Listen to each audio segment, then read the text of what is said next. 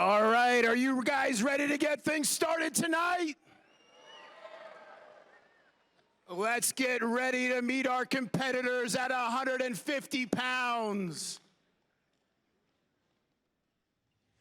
And from the green corner, from Quakertown High School, Pennsylvania, he's a Pennsylvania state champion, ranked number 3 in the country, Collin Guy.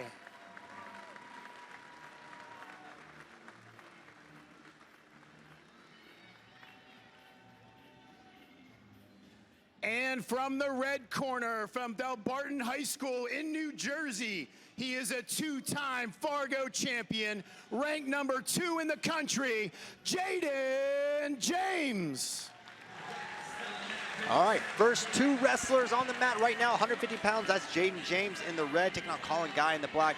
Amazing tribute to Coach Pat Pecora, who we truly would not be here right now in this building if not for the legacy that Pat Pecora had left behind. So appreciative of his contributions to wrestling and a fitting celebration of his life here at Who's Number One Night. And we're ready to get it started here with the boys' card, David.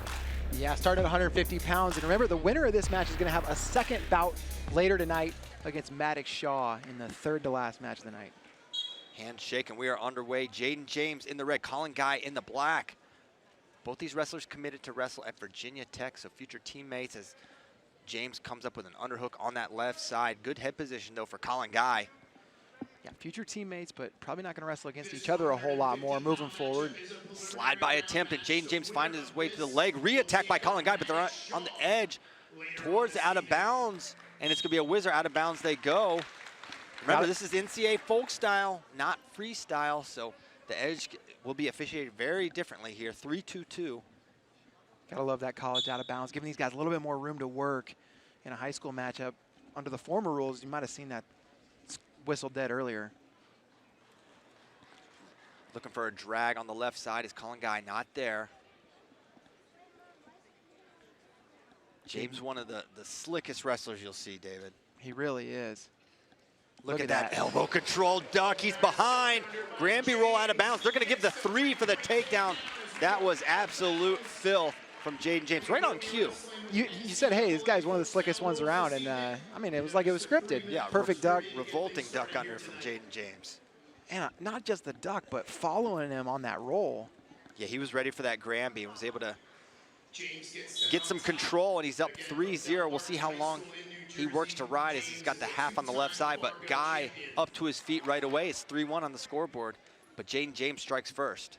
Jaden James already won Fargo twice, but in his pre-match interview yesterday, he said that New Jersey State title, that's the thing that's eluded him. He really wants that, and he considers that maybe even more important than those Fargo titles. He'll certainly be tough to beat this year. Though the Garden State always one of the toughest. The shot from James, and looking to run behind was Guy, but it's popping up. Great head position, body lock for James. Throws him to his back, should be getting some swipes.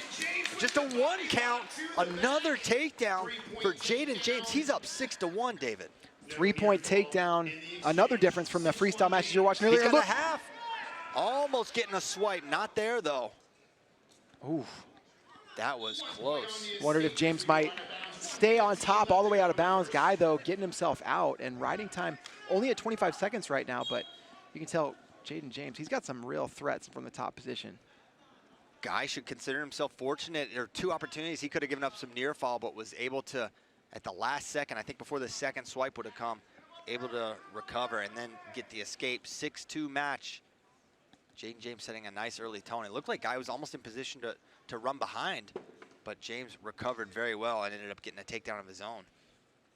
James was super slick with those level changes, that duck under earlier, but not a bad ham fighter either. He likes to get in on that underhook, and now it's Guy with his. Throws it by, gets a hand on the foot, but can't quite secure it as James able to kick out. 35 seconds to go here in the first period. Still just the first period, no need for Collin Guy to panic, but he does need to figure out what he's going to do to score on Jaden James. Tight ties right now as Guy clears out of a pause at a left-handed collar, switches to right. There's a shot. Leg disappears on him as James looks for a re-attack. Not there. 10 seconds to go here in the opening period.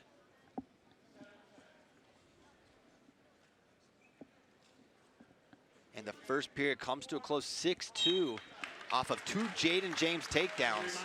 Has him in the driver's seat here early. The one thing we haven't seen yet in this match is Collin Guy in the top position. And he's going to have choice, going to go underneath. He's gotten out in 25 seconds, that's combined 2 times, and he'll try to do it again. 3-point takedown. 6-2 feels like a big lead, but an escape and a takedown, and Guy will be right back in this. And lining up on that right side now, switching to the left is Jaden James. Up to his feet again is Collin Guy. He's going to escape. Just 32 seconds of riding time for Jaden James. It's a 6-3 lead for Jaden James. And looking for that ankle is Collin Guy, but it's not there. Guy stutter fakes, yeah. Trains with Chance Marsteller, and you've seen Marsteller capitalize on getting to that foot on Jordan Burroughs in 2023. Guy maybe trying to do something similar here. Another shot, but looking to re-attack now. Muscling in, but it's an underhook whizzer here position.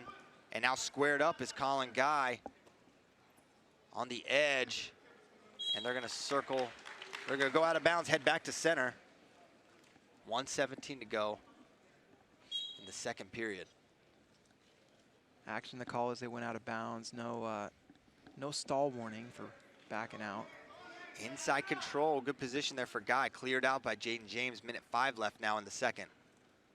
He's pulling at the head, almost gets an angle on that leg, does Collin Guy, but able to get out of it. Now in on the leg is Collin Guy, and he's gonna get the takedown. 6-6 on the scoreboard. Jaden James working hard to get the escape and maintains the lead now.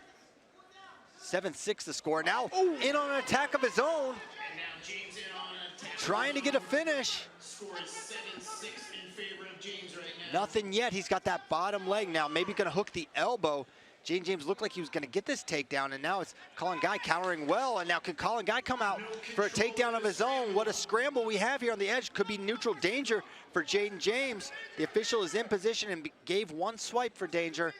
Nothing yet. Now could be trouble here for Collin Guy, and there it is. Takedown, Jaden James. What a response. He gives it the takedown at 6-6, immediately escapes and gets a takedown of his own.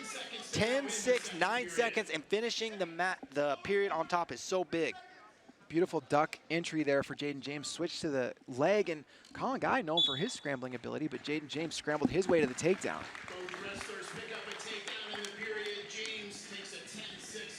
And Jaden James, you mentioned the top wrestling of Collin Guy.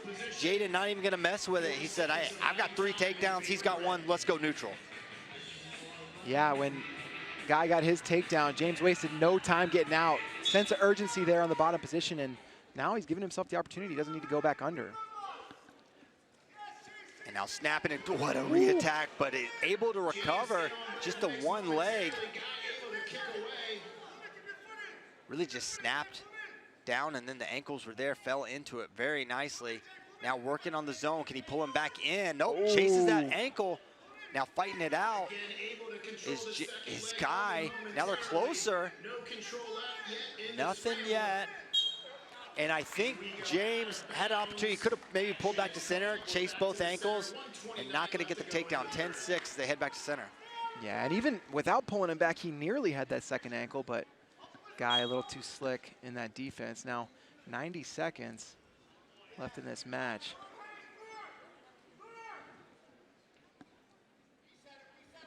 Jaden James has done such a good job of just wrestling for the entire match thus far. Yeah, pace not been really a factor in this match. Minute 10 to go. Guy far from out of it, but gonna need multiple scores to get into the lead. Another shot attempt and another double leg looking re-attack is Collin Guy. Good recovery from Jaden James. He is elusive in dangerous positions, and now 50 seconds to go. They're on the edge. James staying in bounds, and Guy gonna shoot him out. That's one of the really smart tactical things Jaden James has done throughout this match, is not just giving Guy a fresh restart in the center. When they're on the edge, he's just taking his time there, letting that clock run with the lead. There's another shot from Guy, stuffed. by Jaden James, who looks for a re-attack of his own. Now he's single leg, very extended though. Now pulls up into much better position, but only has one arm to use right now. As Guy maybe looking for a little Winn-Dixie action, but good recovery, Jaden James. Now a reverse hook for Jaden. Gonna make countering here very difficult for Collin Guy. 16 seconds to go. 15 seconds remaining. And for Jaden, he's just gonna hang on there. Now 11 seconds. Collin Guy's gonna have one more opportunity. He's gotta think takedown and near fall. One takedown won't get it done. Feet to back could be in play here with 11 seconds to go. Let's see what Collin Guy's go-to 10-second attack is. There's a shot, he's in, but able to kick out is Jaden James.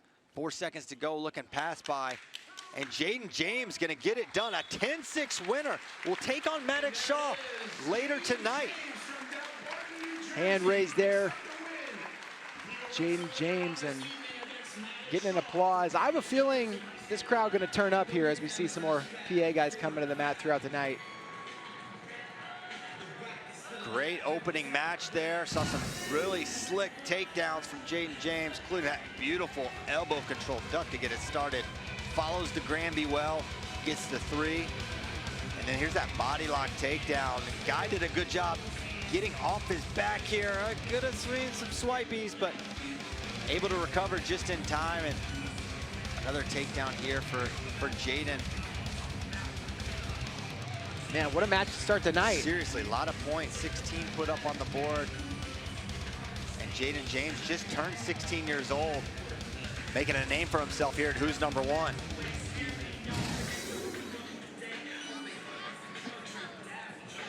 And coming up next, we're gonna have 113 Dom Munaretto taking on Ignacio Villasenor.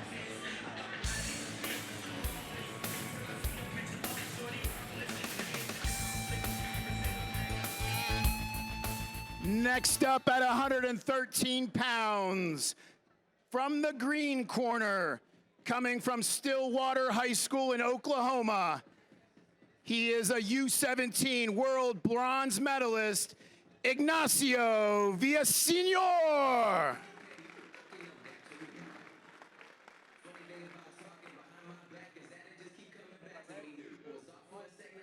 And from the red corner, St. Charles East High School in Illinois, he is a 2-time U17 world champion, ranked number 1 in the country, Dominic Munaretto. 113 time, a pair of wrestlers with some serious accolades on the international stage. Yeah, Dom Munaretto, Ignacio Villasenor, really accomplished already, and also really exciting prospects. Neither one of them committed, both class of 2026 recruits. So this will be interesting. We could be seeing this match for a long time, but we don't know yet exactly who they'll represent.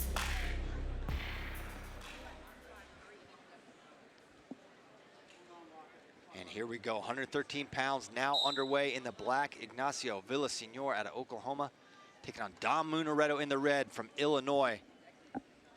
Villasenor from Oklahoma, but only recently. He was a Colorado State champ last year and then moved over the summer to Stillwater, where he would train periodically throughout even his youth wrestling days. Shot attempt there from Villasenor, cleared out by Munaretto. Munaretto loves to wrestle out of underhooks. Very good positional wrestler. These two wrestled in consolation rounds a couple years ago at Super 32. It was Munaretto getting the win, but super close until late in that one. And both guys have gotten a whole lot better since that time.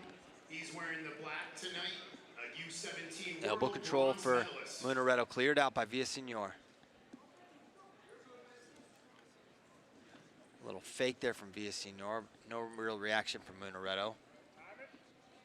Guys that wrestle Munaretto just describe his strength. They talk about how hard it is to get this guy out of position, and he can use that to sometimes slow matches down, but he can also go feet to back. He's got a pretty vicious pancake that you can see from time to time. in red, currently ranked number 1 in the country.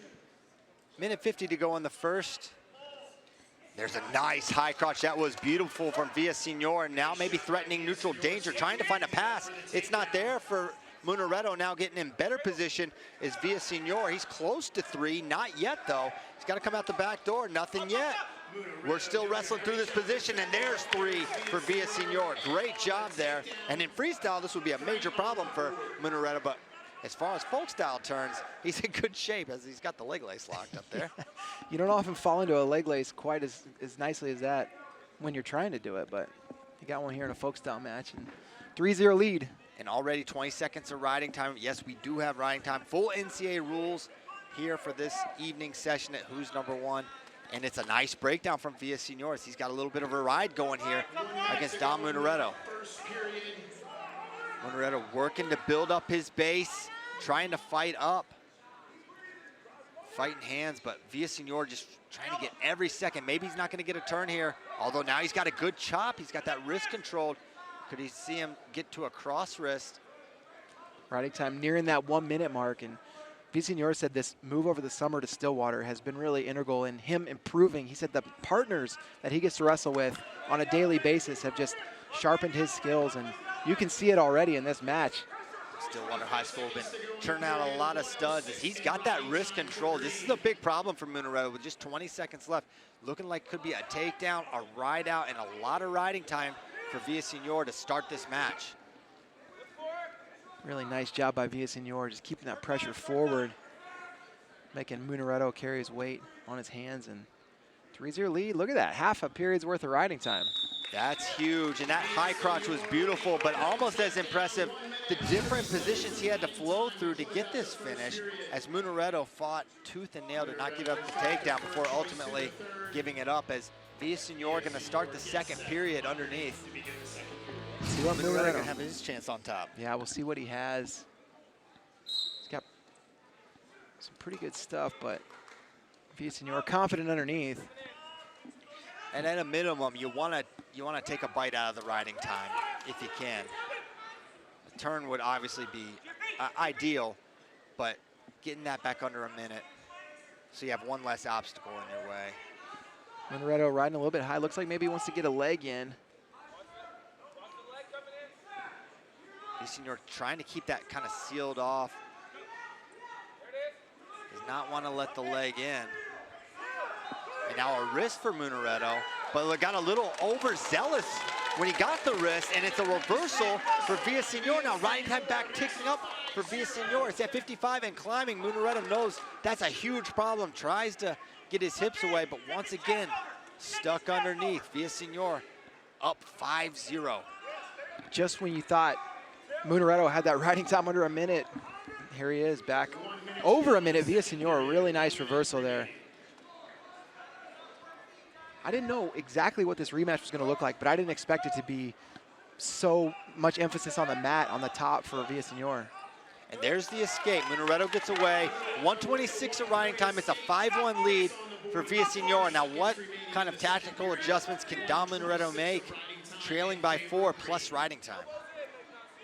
In Villasenor's interview yesterday, he said he expected Munaretto to try to tie him up and beat him up in the hand fight, and he said, I'm not going to let him do that. I'm going to keep my distance a little bit. And you see him employing that strategy. Munaretto's not been able to get to that underhook, and you hear Villasenor's corner saying, keep those elbows in. That's trying to prevent that pancake situation, that underhook, where Munaretto is so dangerous. We got 10 seconds to go in the second period. Munaretto's choice going to be interesting. The bottom position has been a little bit of a challenge for him. Will he go back under? I don't think he can. He's going to go neutral. You can't waste any time when you need multiple scores like this.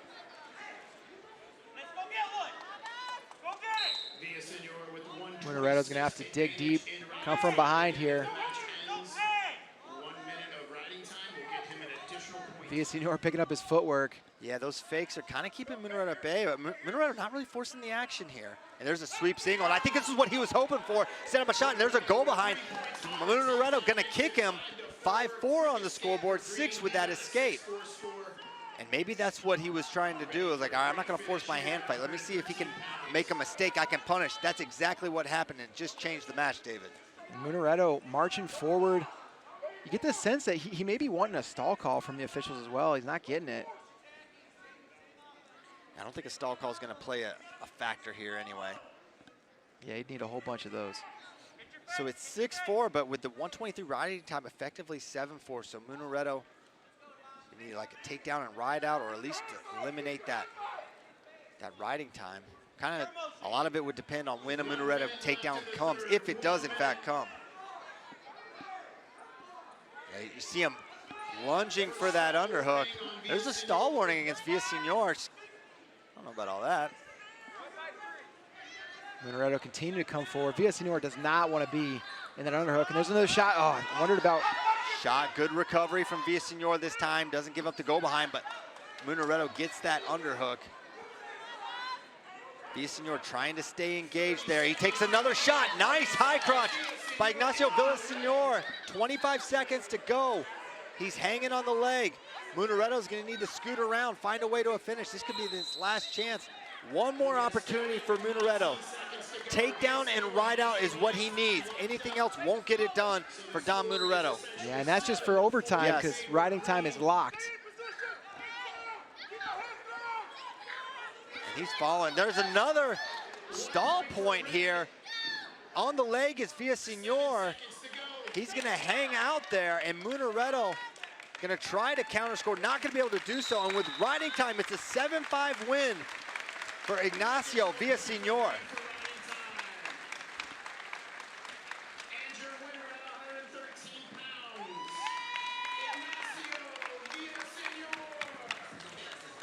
Villasenor came into this match with a game plan. He executed it to perfection.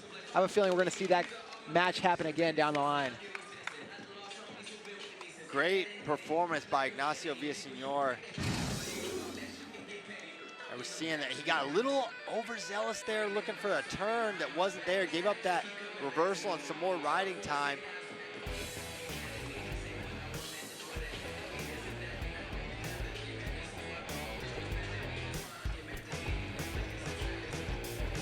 This is how the match concluded with Ignacio on the leg.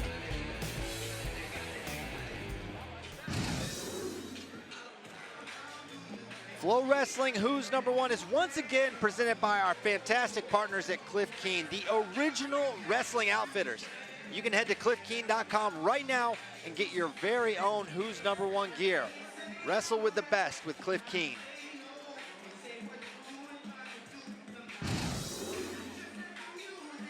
And coming up next, 157 pounds, Melvin Miller taking on Landon Robideau.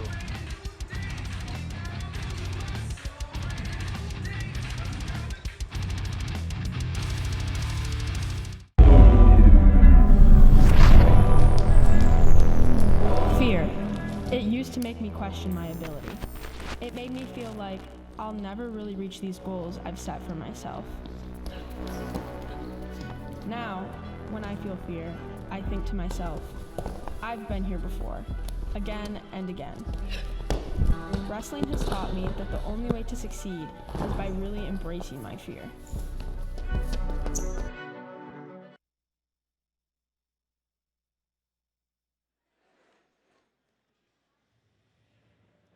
Let's meet our competitors at 157 pounds. In the green corner, from St. Michael Albertville High School in Minnesota, he is a Fargo champion, a Super 32 finalist, ranked number 3 in the country, Landon Robideau.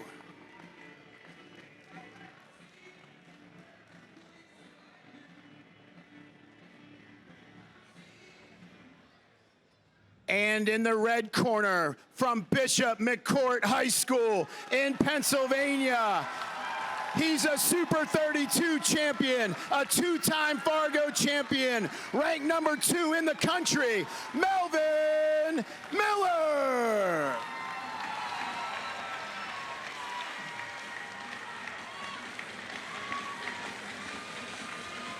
And you can hear the crowd get excited for Melvin Miller, hometown kid, wrestling out of Bishop McCourt here in Johnstown. He's got his hands full with Landon Robideau, David. He absolutely is, and man, he's giving a high five to just about everybody in the front row of this arena.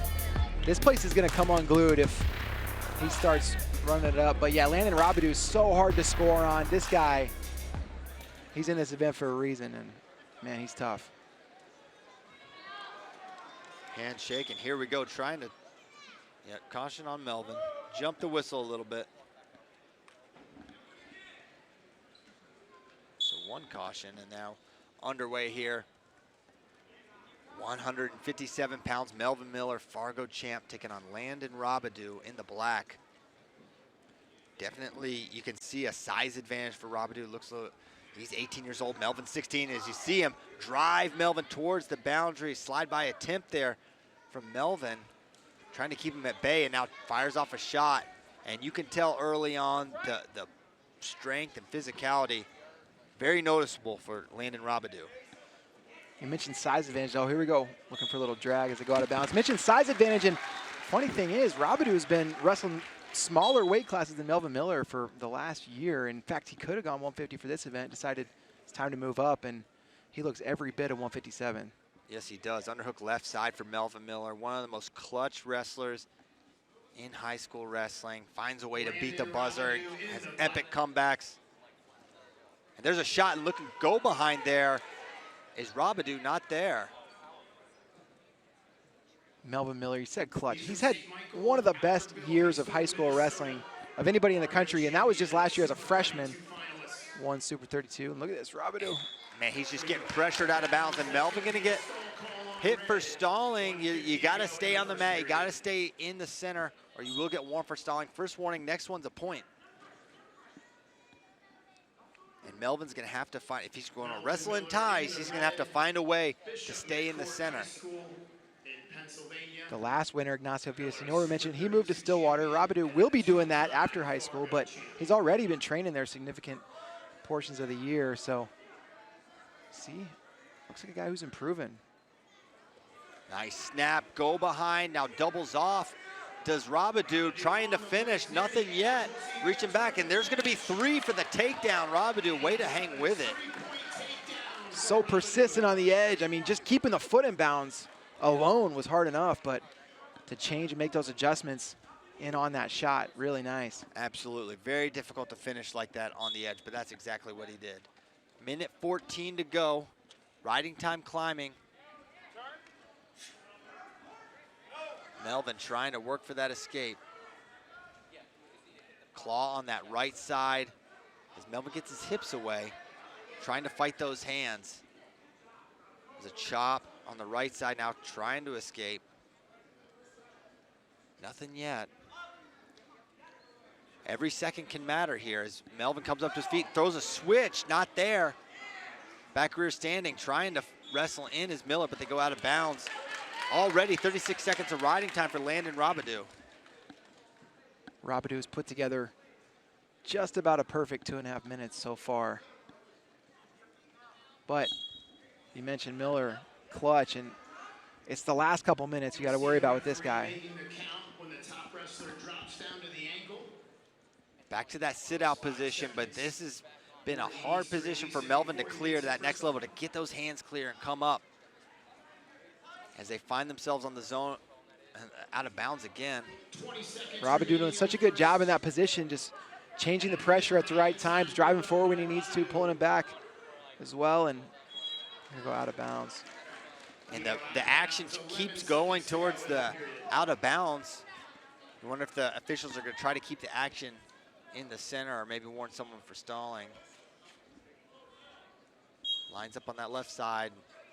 Melvin keeps firing that stand-up, but Robideau is ready for it. 6 seconds to go. Looks like the ride-out is coming for Landon, and he's going to take a 3-0 lead, minute 16 of riding time into the second period.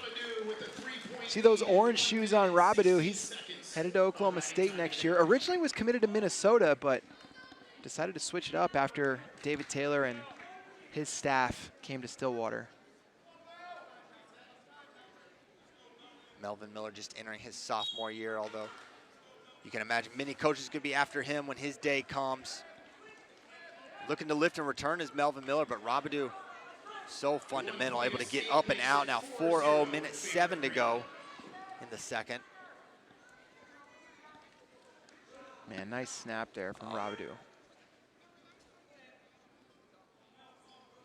Now they're over-under on the bounds, and you can see in an action call there is Melvin was working to circle in, so they don't hit him for stalling in that instance.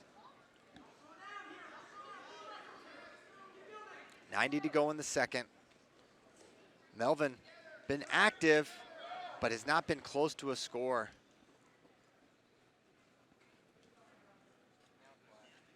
You mentioned that coaches are going to be excited to talk to Melvin Miller when he's a recruitable athlete, but he's got the benefit that he's got home visits happening in his home for Bo Basset. He's going on college visits. This guy's going to have a pretty good idea what he's looking at next year when he's in that process. Absolutely. As we're coming up on a minute. There's a stall warning against Robideau, so a stall warning apiece. And now they drive him off the mat out of bounds. Action calls. They head back to center. 4-0 lead for Landon Robideau. He does have a stall warning, but he can give up a few of those and not be in much jeopardy. It's the takedowns of Melvin Miller he's got to be careful of. This Johnstown crowd just waiting for Melvin Miller to give him a reason to come alive.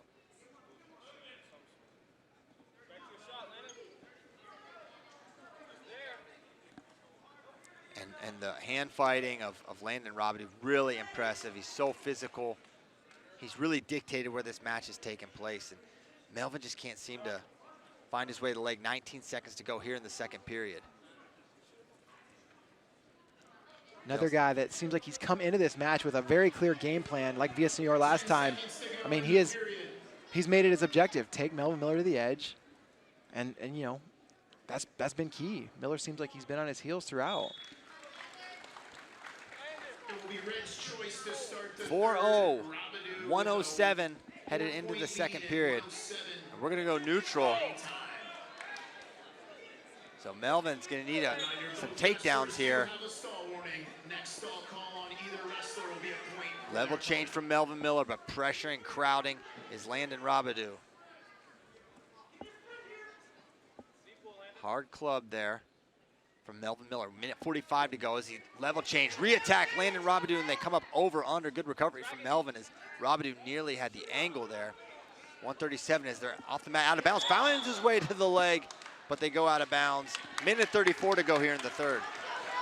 That early re-attack takedown from Robideau has, I think, made Melvin Miller be a little bit more cautious than he normally would be. Miller's gonna have to get to one though. Minute 25 to go. 120 left. Melvin kind of baited him into that shot. He was kind of standing straight up, almost had a re-attack. Not there though. Robideau so solid right now. Yeah, so far not really leaving Miller any openings. Mistake-free match. Underhook on that left side as they're over under. And they're gonna hit Melvin for stalling at the point. And if you find yourself on the out of boundary line that many times, the stall warnings are gonna pile up, and they piled up for Melvin. 5-0 now, the deficit, with riding time potentially coming for Robideau.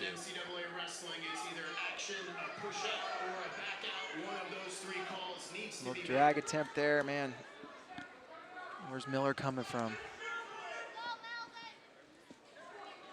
In the Fargo finals, we saw Miller get 2 takedowns in about 16 seconds. The last one with 4 seconds on the restart. He's gonna need something similar here if he wants to win this one. He's trying to open him up, but Robideau not giving any openings. There's a stall point, so he's on the board, 5-1. But he's gonna need more than a takedown now. Robideau staying very solid, holding that front headlock, has Melvin Miller in the zone where so much of this match has taken place, and that out of bounds line. Melvin gonna shoot, looking to run behind at the end, and that's how this one's gonna end. With riding time, a 6-1 win for Landon Robideau. And your winner from St. Michael Albertville High School, Landon Robideau. Just another perfectly executed game plan. We saw that happen in 113, and Robideau just stuck to the plan. That was that go behind to the double. Really controlled that elbow well. Almost like a pass by. Man, glad we got 2 looks at it. That was nice enough for 2 of them. Yeah, only takedown of the match, but a great performance from Landon Robideau. Today's event is presented by Defense Soap, now the official soap and body wipe of FloWrestling, protecting you for over 15 years. Defend what you have built with Defense Soap. And a reminder for those of you watching on Facebook, YouTube for free, time to head over to the Flow Sports app or go to FloWrestling.com to watch the remainder of the event. Appreciate you guys tuning in. Head over to Flow right now so you can watch.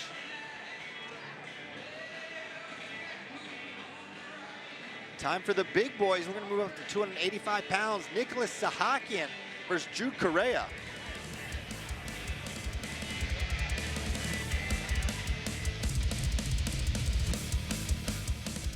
The sport of wrestling provides so many with a bigger purpose. Wrestling becomes a part of you. You're faced with so many challenges in the sport, but skin infections shouldn't have to be one of them. And that's our mission.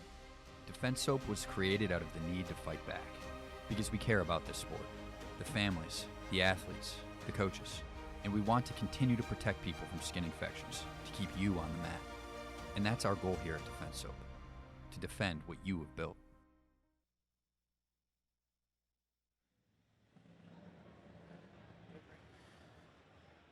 £285 weight class. We have a wrestler from the green corner. Wrestles for Wyoming Seminary in Pennsylvania, coming out of New Hampshire. He is an Ironman champion, a Super 32 champion, ranked #1 at 215 pounds, Jude Koreah.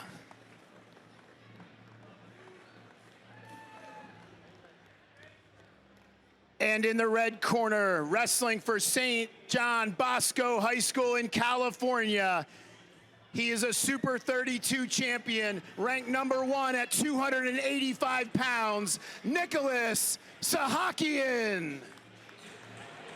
All right, here we go. Heavyweight match. A pair of future Michigan men.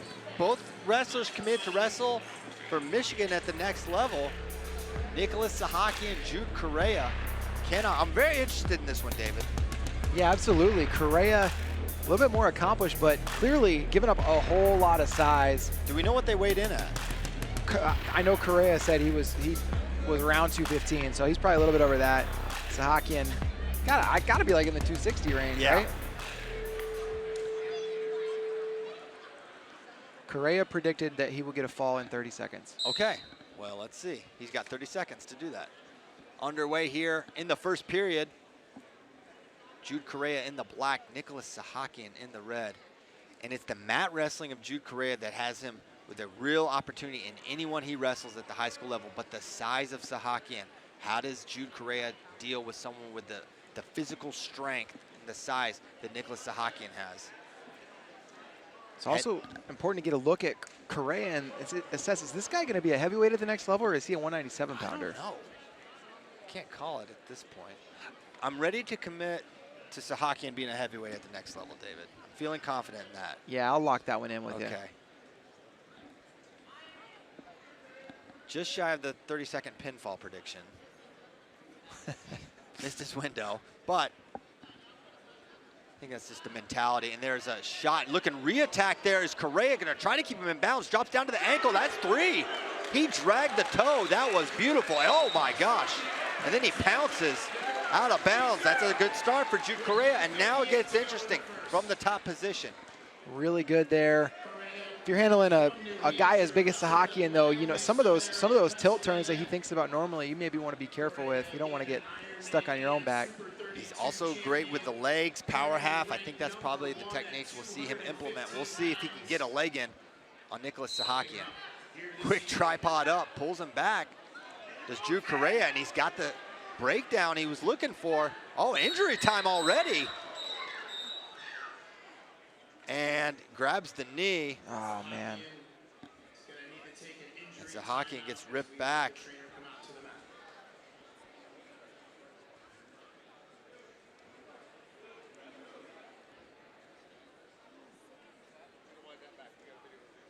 Correa gonna head over to his.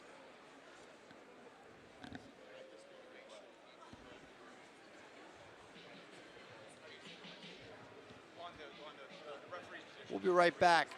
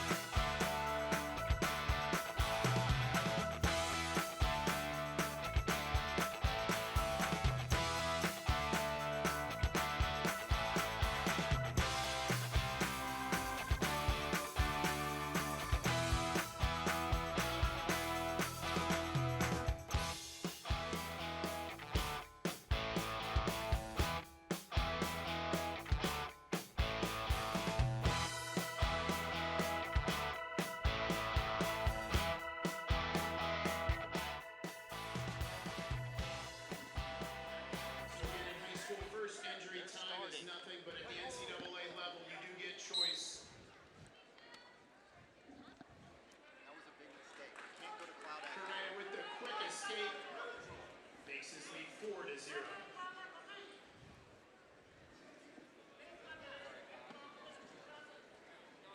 Sahakian in the red. He is a So Correa goes under after the injury time stops. It's 4-0 Jude Koreah. 185 pounds.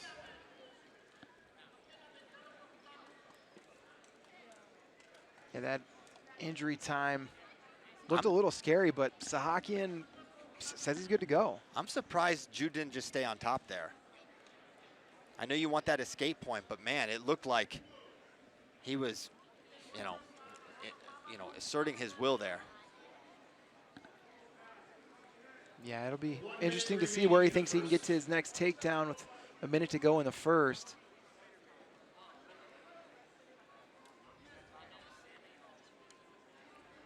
Sahakian, hard hand fight, trying to make Correa carry his weight on his neck, and there's that shot. Looking re-attack now. It's Correa.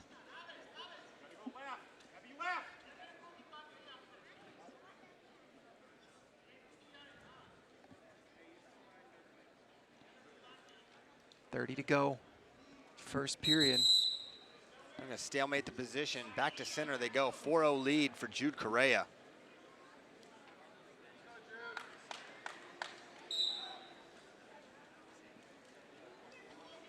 Right-hand collar there from Sahakian. 20 seconds to go here in the first. There's a level change. Good sprawl, go behind. Near leg in. Oh, got a little overzealous there, did Correa. I thought he was going to get it, but he was maybe looking Merkel there.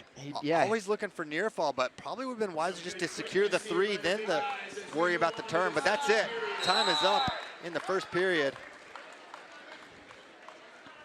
So an eventful first period, and the good news is Sahakian appears good enough to wrestle, and that's good. Man, this that coin rolled for about as long as I've ever seen one roll. Sahakian's choice. He looks over to Coach Ruben Valencia. Yeah, and I'm not surprised to see that. A long deliberation, but Sahakian going to go neutral, not wanting to test the waters underneath.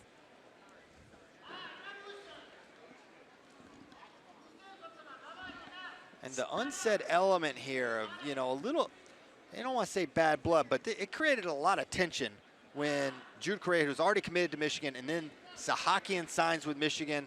There's only one way for these guys in both of their minds. And so for Jude Koreah, very personal, you can tell for him. Yeah, he's putting a little extra on that, climbing the body out of bounds, and definitely wanting to prove a point. There's a shot. Good sprawl from Sahakian.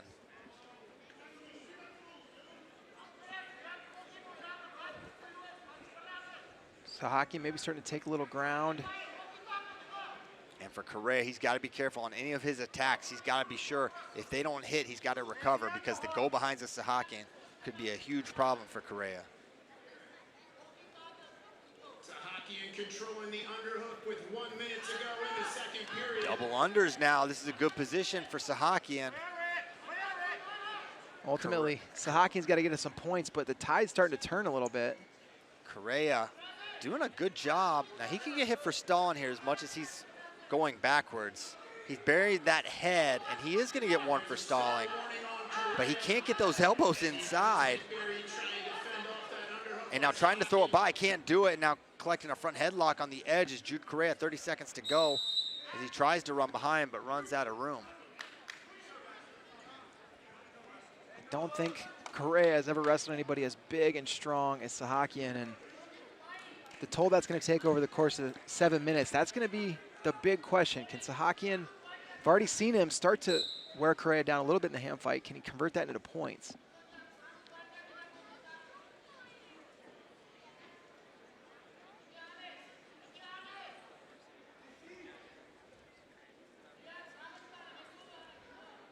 .12 seconds to go. And now double unders again for Sahakian. And that's how the second is going to end. Jude Korea's choice, he's going to go under. So we're going to see very little top wrestling from Jude Koreah, it seems. Thought we'd see a little more. Yeah, 4 seconds of riding time. That's not what I expected. Chop from Sahakian, who threatens a crossface cradle, but out immediately. 5-0 Jude Koreah. Underhook on that right side. And now sweeping out of it is Jude Koreah. He's dealing with the size relatively well. Yeah, Correa starting to march forward. Another shot.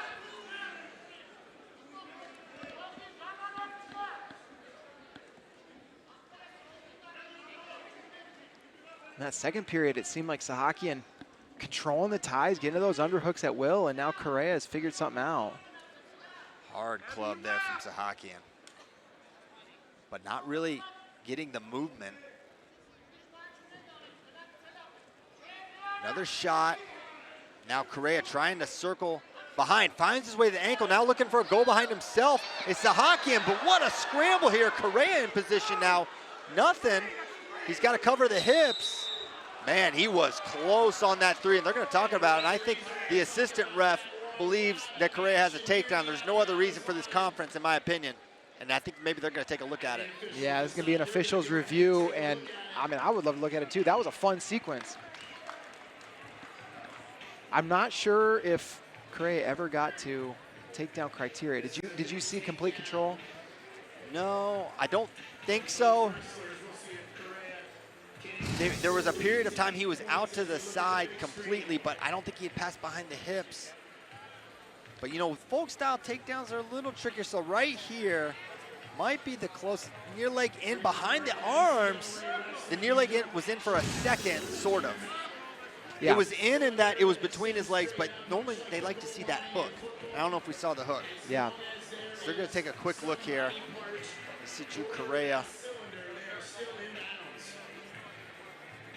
There's Sahakian, who knows he's in a hole, is hoping that he didn't just give up a takedown that would put him down 8 points.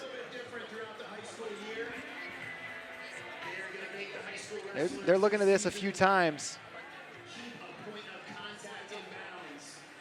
Feels like it's going to be a little bit about how they interpret whether or not that leg was in.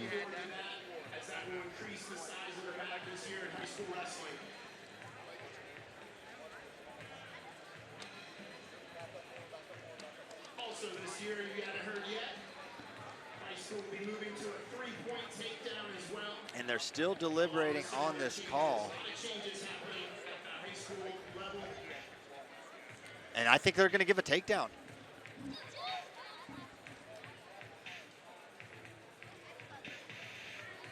Three for Correa. Oh, and Correa looks right at Sahakian and says, go down.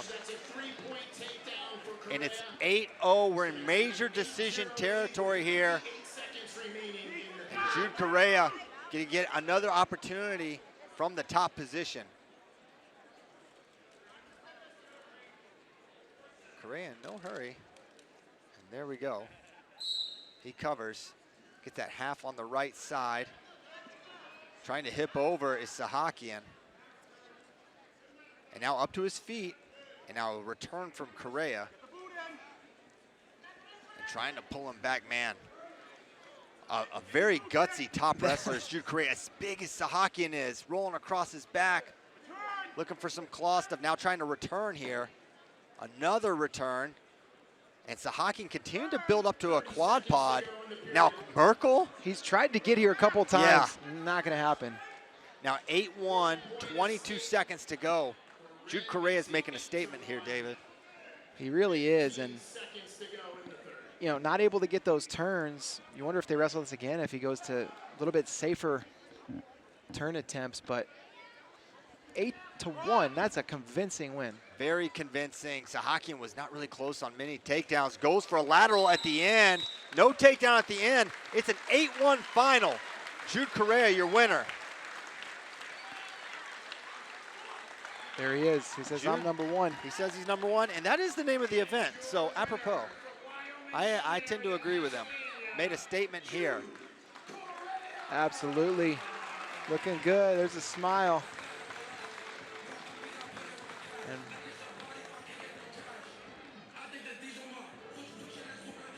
I don't know what he's saying, but it's it's impassioned. whatever he's saying, I'm certain he means it. Let's take a look at this. And man, it feels like his opportunity to turn was off that first riding sequence. He gets his takedown. He gives him a little extra something here. Boom, hello. And then this scramble, whoa. I mean, Sahakian probably feels like I'm about to score here, but the agility, the technique, the feel of Jude Koreah gets that takedown. Appreciate you guys tweeting about the event. We're gonna pull some of those in here. And I don't know. And now Jude Korea's on the mat again, and he's holding up a singlet. He's got his Doughboy Wrestling Club singlet. Okay.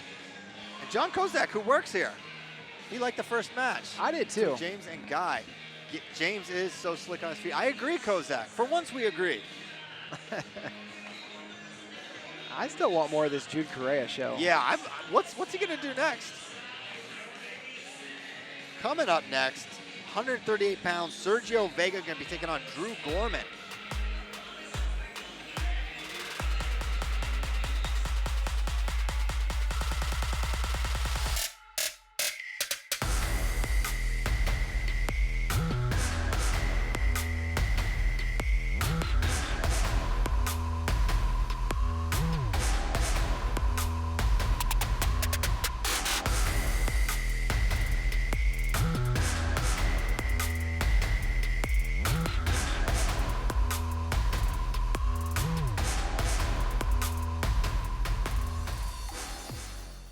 Next up at 138 pounds, from the green corner, wrestling for Buford High School in Georgia.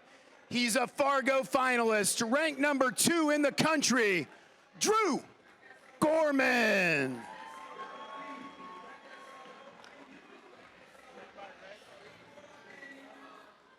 And his opponent in the red corner from Sunnyside High School in Arizona. He's a Fargo champion and a Super 32 finalist, ranked number 1 in the country, Sergio Vega.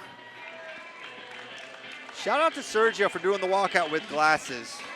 As two fellow glasses wearers, we can appreciate the necessity of that. He had his walkout glasses on in Fargo too. You don't want to go down those steps without glasses. Yeah. Depth perception is key. That could be the end of it. So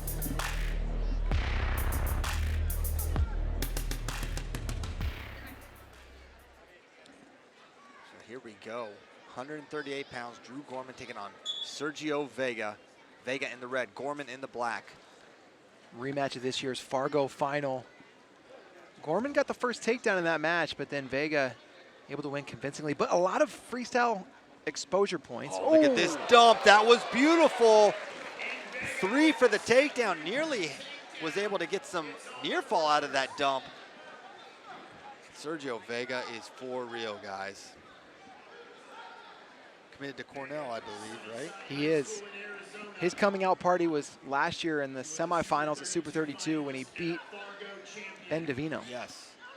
And now maybe getting some swipes on the edge. Close, close. Just a 1 count, no near fall.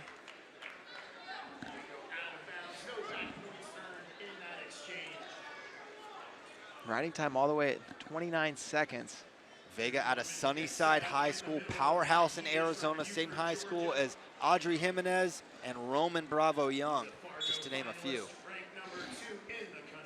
And now that half, beautiful top wrestling, but finding that leg is Drew Gorman trying to find his way to an escape or a reversal here. But he's got to be careful how he scrambles. Doesn't want to go give up any near fall. Man, Vega can just wrestle from every position, it seems. Minute 50 to go. Yeah, great adjustments there. Gorman caught that leg coming in. It seemed like that might be his path out from bottom, but Sergio Vega just chaining things together.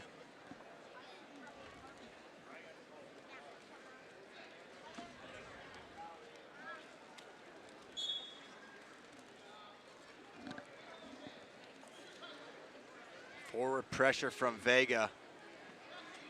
And he's not riding to ride. This guy wants a turn. Works that far ankle, maybe trying to get Gorman to step up. Now claw ride, trying to pull him back. 1 swipe, not 2.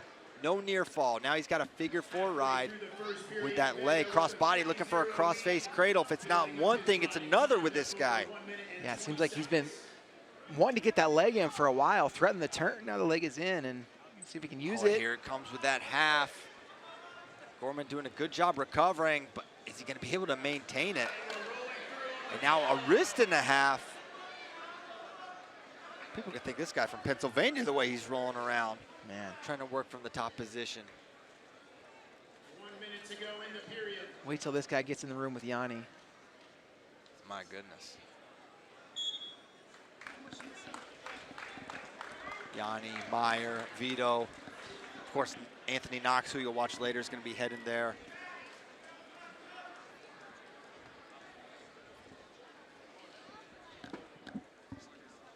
Speaking of Yanni, sitting right up there with Coach Mike Gray. Appreciate all the coaches that are in attendance here tonight. Not a bad event to recruit. Yeah, this is where you want to be. Now grabbing the foot, nearly out is Gorman, and he is out. Gorman did a good job resisting the temptation of diving in on that leg and working for a reversal. Just get the one when you can. And now in on a single of his own is Drew Gorman for all that riding time. If he could find a way to finish this, he'd be in decent shape. But look at Vega, the scramble and the rubber knee here, creating a lot of problems for Drew Gorman. And now sitting, he's got a near side cradle, it's locked up. Could be big trouble, just 13 seconds. 3 is given, can he get near fall? Gorman fighting hard, the lock not in the ideal position for a near side cradle.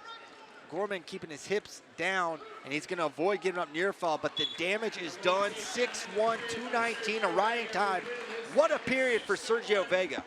Vega used that rubber knee in a lot of the freestyle positions. He was able to get himself in position to be able to expose Gorman in freestyle, but you see him using it to great effect in folk style, and man, transition from there to the cradle, dangerous.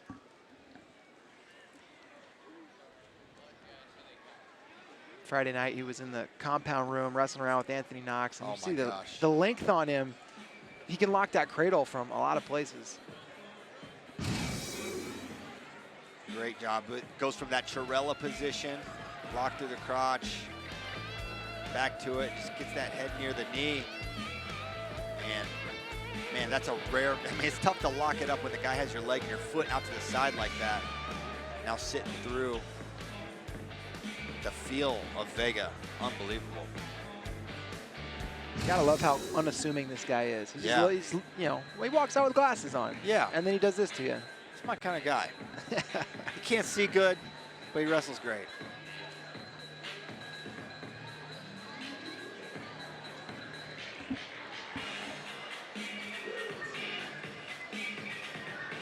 Gorman gonna defer. Vega going under. He squints at the corner. And he discerns that they told him to go down. I think he was right. I think he was right. See what Gorman can do. If you're Drew Gorman, I'm not sure how much time you work from the top position, knowing you got a 5-point deficit with a lot of riding time already in Vega's favor. If you can't get a turn here, maybe consider cutting and looking for some takedowns of your own. Minute 44 to go here in the second. Good return there by Gorman, but immediately back up to his feet is Sergio Vega.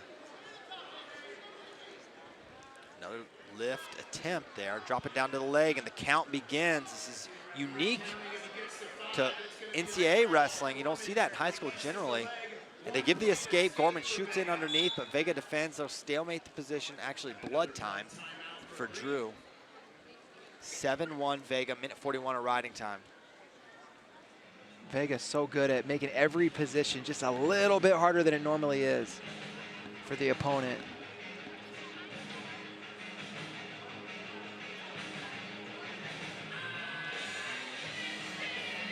We already mentioned Vega going to be headed to Cornell. Gorman going to be a Virginia Tech Hokie.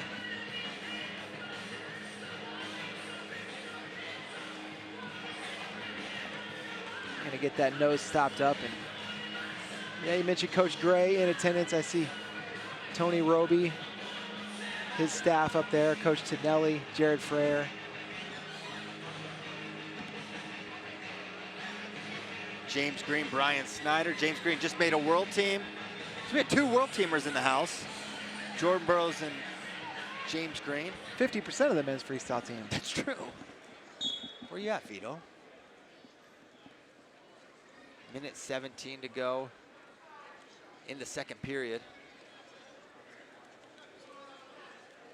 Gorman trying to close distance. He found his way on a single leg, couldn't finish. There he's back, same single leg. But Vega gets busy trying to fight and counter. A little better job from Gorman, but he gets taken through, and now potential counter score here off the belly wizard type of position, and almost gets a neutral danger takedown. And Vega so tough to hang on to with this leg. And now he's working his way around, could potentially get a neutral danger score. One count comes. Vega continued to work for it. Nothing as Gorman hanging onto that leg. Does not want to give up this takedown. Fighting this position as hard as he can. 25 seconds to go here in the second. Vega looks like he's just playing chess. I mean, just looks like he's wrestling this match as much with his mind as he is with his body. You just see him thinking his way through positions. And you want to talk about a style that's just going to obviously translate at the next level. Sergio Vega in spades. There's a shot, but good counter by Drew Gorman. Vega does a good job clearing out of it. Fires off the leg, almost gets to it, just runs out of time. Man, just kind of teleported in there. He seemed like he came up off that leg. He just kind of had to smile. He likes how much I got in there. We'll head to the third period. We're going to go neutral. 7-1, minute 41 of riding time in Sergio Vega's favor.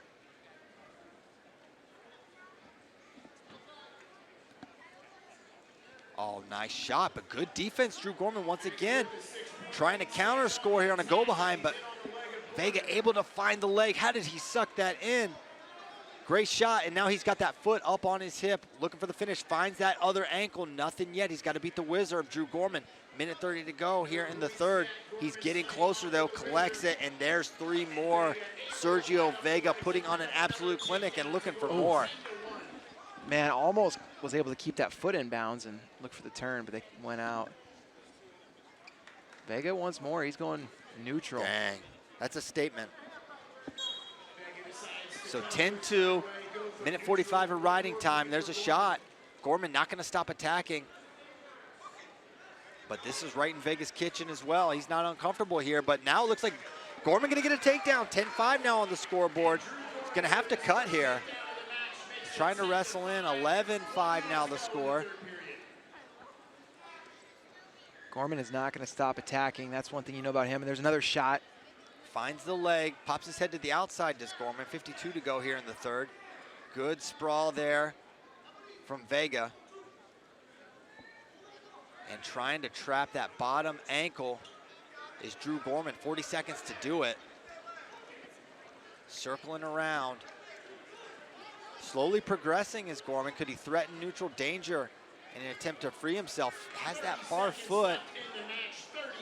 Doing it, man, I'm really impressed with Gorman in this finish here. I don't know if he's gonna get it, but he's slowly been improving his positioning here. 20 seconds to go, and now it looks like he's gonna be stuck here. I don't know if a finish is coming. And I think they're just gonna let this position wrestle out, and I kinda like it. 10 to go, Vega hanging here. Gorman still working for that finish. And could be neutral danger, but they're not counting as time runs out. 12-5 the final for Sergio Vega. Amazing performance for the future Big Red. Yeah, really impressive, and I believe this guy's gonna be back at Super 32. Can't wait to see him compete again. Good luck with that. Great performance by Sergio Vega. And it was kind of start to finish all Sergio, and he set the tone early with that dump. He got that elbow, beautiful carry. It's 4 in freestyle, 3 in folk style, and there we see the counter with that near side cradle where he got 3. Gorman fought hard for 7 minutes, but he was outmatched in this one, David. Yeah, Sergio Vega doing it in freestyle and folk style now against Drew Gorman. Super impressed with him. And when we come back, it's going to be 200 pounds, Angelo Posada versus Kade Zola right now.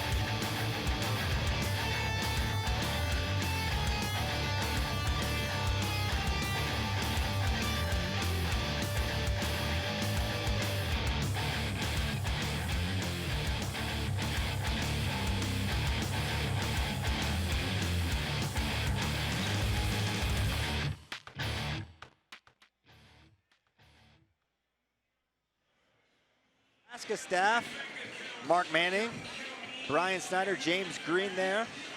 James lurking in the shadows. See David McFadden there for Cornell. Always a great collection of coaches here at Who's Number One.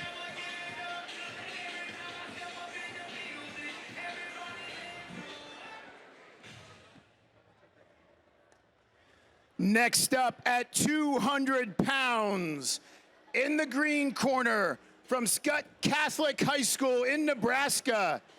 He's an Ironman champion, a Fargo finalist, Kade Zola.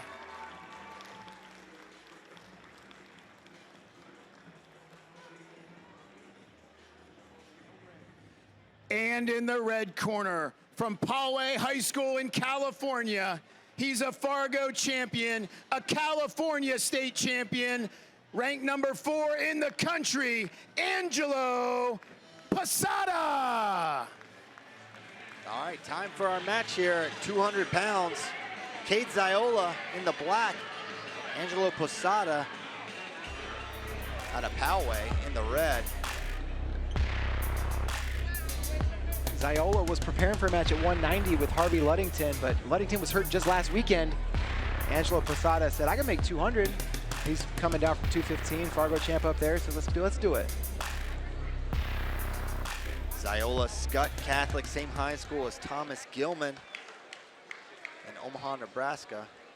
We are underway here. Shot right away from Posada, nice single leg, and we are scrambling here early.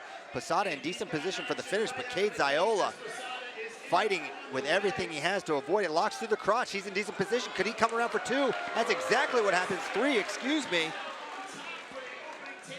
Takedown for Zola, gets it started, and an escape for Posada. What a start here. They don't move like 200-pounders. Yeah, they're tall, lanky guys. Last time these guys wrestled, it was Posada with the opening takedown, but then Zola won by fall. These guys like to let it fly. It was a great opening shot from Posada. Got to make some adjustments on the finish, but you got to have some confidence that you can get in that deep on a single leg. Shot from Zola. Posada trying to feed him some hips, break that lock. Attacking the ankles here. I don't know if Zayola's going to be able to improve his position for a finish here or not. As Posada trying to counter. They'll stalemate that position, 1:55 to go in the first. Angelo Posada won his California State title last year at 175 pounds. What? Moved up to 215 for Fargo, and here he is. Jude Koreah sitting behind us. He wanted to get a dap up in the middle of this match. And now short offense here for Posada. We have a third headset here for a guest, but I'm scared to give it to Jude Koreah. It would probably be the move, but it would also maybe not be the move. So we're going to show restraint here. And Jude Koreah may be scouting some potential future opponents. That's possible. Zola, he's going to be moving up in weight. Posada already up at 215, so I don't know. Jude might just go out there and wrestle one of them. It could happen. He could ask for that. And now it's another nice single leg. This time, Posada gets it standing. A little better position here. Can he get the finish? And drops down to the leg, and probably a little overzealous there on that finish. 3-1 still the score, as Zola going to look to counter score again. I don't know if he's going to be able to do it with the out of bounds, an obstacle for him. It's going to be interesting to see what weight these guys wrestle at the next level. Both of them look like they have frames they could build on. Yeah, interesting.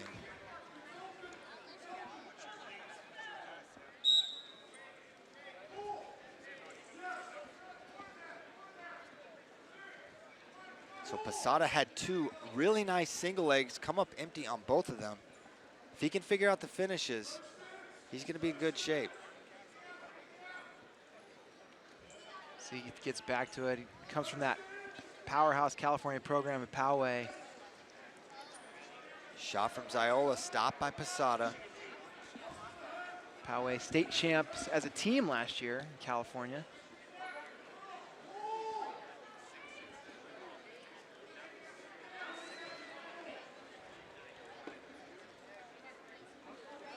And shot attempt there from Posada, not there. 12 seconds to go in the first.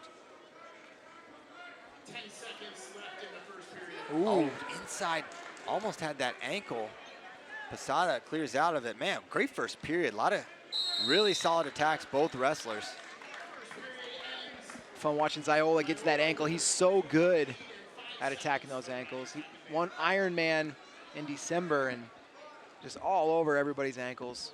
Ended up with a pin in the finals. You always love that. That's a cool way to do it.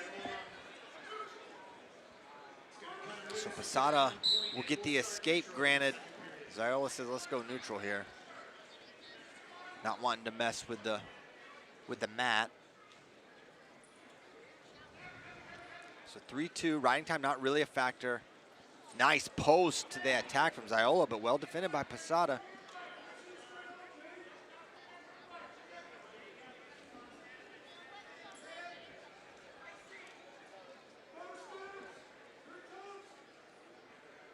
Pace slowed a little bit. Posada headed to Stanford. Part of a really solid recruiting class they got going in Palo Alto. Zola, of course, committed to Nebraska. And now looking to another attack from Posada, trying to finish. But once again, it's the scrambling of Zola. He's in good position here. He's got that ankle hooked. And that's going to be 3 more on another counter for Kade Zola, up 6-2. Great scrambling ability there on display from Kade Zola. And now escape here is really big for Angelo Posada.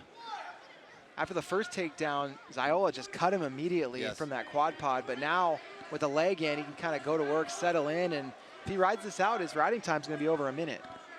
And this figure 4 leg ride can eat up a lot of clock. This is an extremely difficult position. Once the wrestler gets into it, if they know what they're doing, you can eat up so much clock here. And at the high school level especially, these guys are not experienced in clearing this ride very often. There he gets his knee through, but that's only step 1 of the process. 14 seconds, and Zola in good position to get a restart. They're going to go out of bounds. 9 seconds to go. Posada is going to have that much time to get away.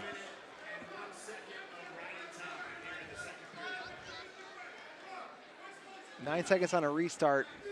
Maybe a little better getting out than 9 seconds with that leg right in. Definitely true. He's up to his feet.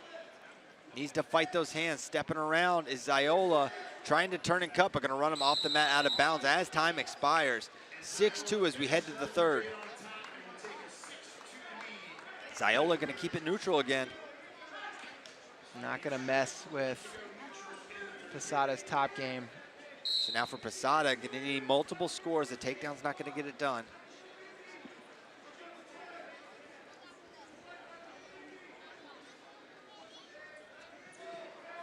Posada hadn't been afraid to attack. Not at all. Feels like single leg, got to finish standing. He attempted that earlier, couldn't quite get it, but it was the closest he got. Minute 35 to go. Hand fighting and a little ankle attempt there by Zola as he gives him a little pie face there. 90 seconds to go here in the third. It looked unintentional, but that was straight up palm, right off, whole face. Yeah.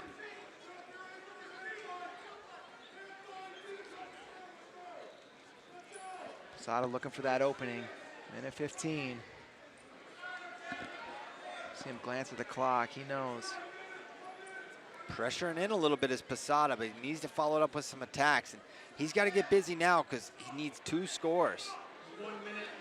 Playing the edge, that should be a stall warning, and it is against Zola. That's his first one, next one's a point.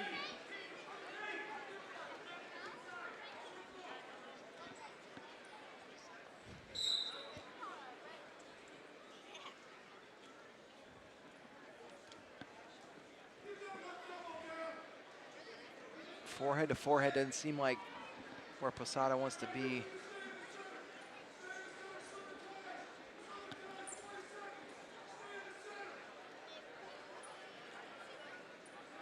Now just 35 to go. Posada's got to fire off some attacks. He goes underhook, brings him to the zone again. What's going to be the call here? Action. That could have made it interesting. Yeah. Because a takedown or right out at the right amount of time could have been enough for Posada, but he's not going to get it. 30 seconds. What does Posada have in his bag this final 25? Zola trying to tie that wrist up.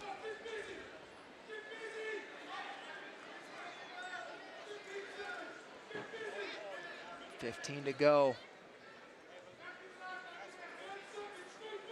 Zola, good head position, underhook, and he'll bring him right to the out of bounds again, where Zola's going to hang out and circle back in, and time's going to run out.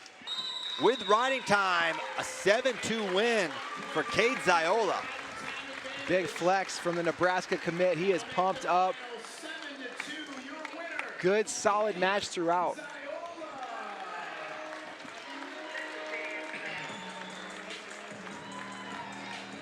Congrats to Kade.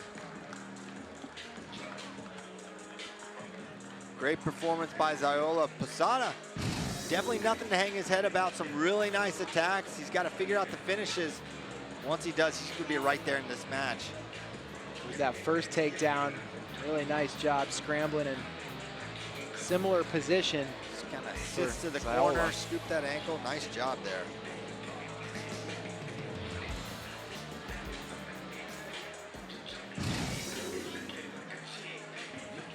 This event is sponsored by Dahlimer, the official mat of Flow Sports. All Flow Wrestling events, including tonight's, will be wrestled on Dahlimer mats, the undisputed leader in sports surfaces.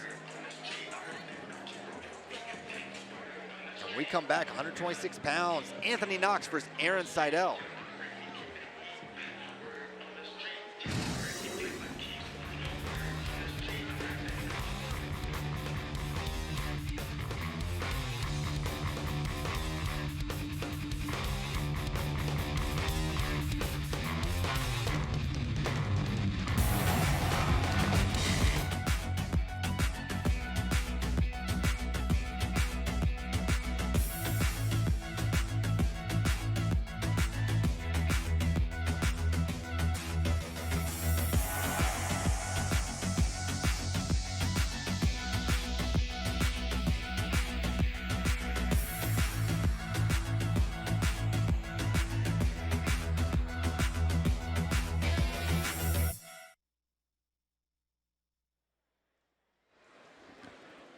right, we are back. 126 pounds. Cannot wait for this one.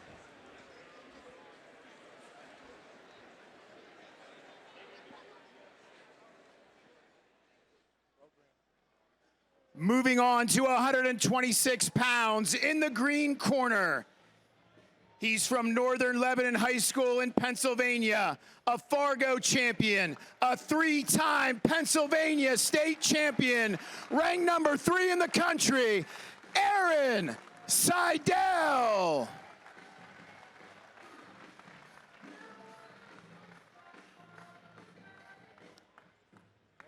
And in the red corner, from St. John Vianney High School in New Jersey, he's a Fargo champion, a 2-time Super 32 champion, and a 3-time New Jersey state champion, ranked number 1 in the country, Anthony Knox. The first to go 4-0, wrestle all 4 years, and who's number 1 and go 4-0. To do that, he's gonna have to beat a Fargo champion in Sidell. Yeah, absolutely. His opponents have not been slouches along the way. First one, Luke Lillidahl. Man, people are picking that guy to win NCAAs this year. Knox is next level. Sidell, a beast in his own right.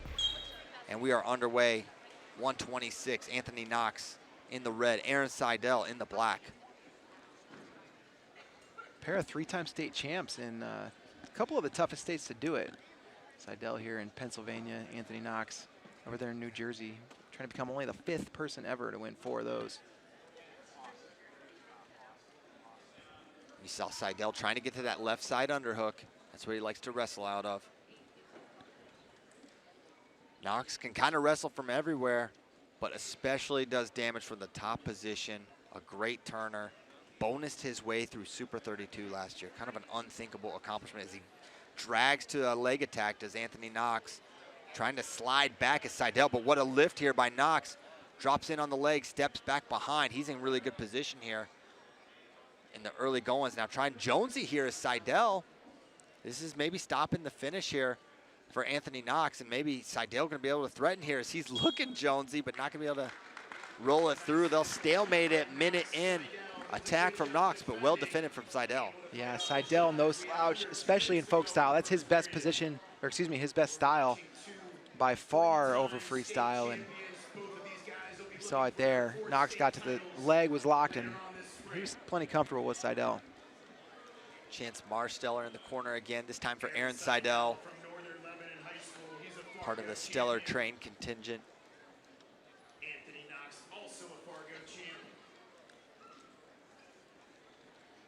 Looking for that little Musakayev outside attack is Knox. Not there, not close. Minute 25 to go in the first. Knox, and an absolute barn burner a year ago, who's number 1 with Leo DeLuca, longtime friend and training partner. Yeah, gave up the first takedown late and had to dig deep and get a score, and got it as time was expiring for his 3rd win at who's number 1. Minute 4 to go in the first period. Sidell has Knox in the out of bounds.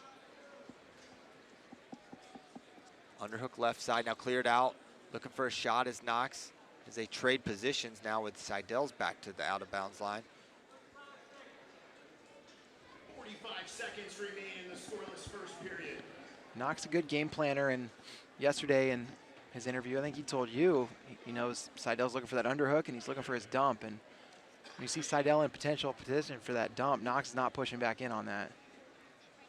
Now definitely aware of his opponent's 25 seconds, and clearly Sidell was well prepared to defend that single leg.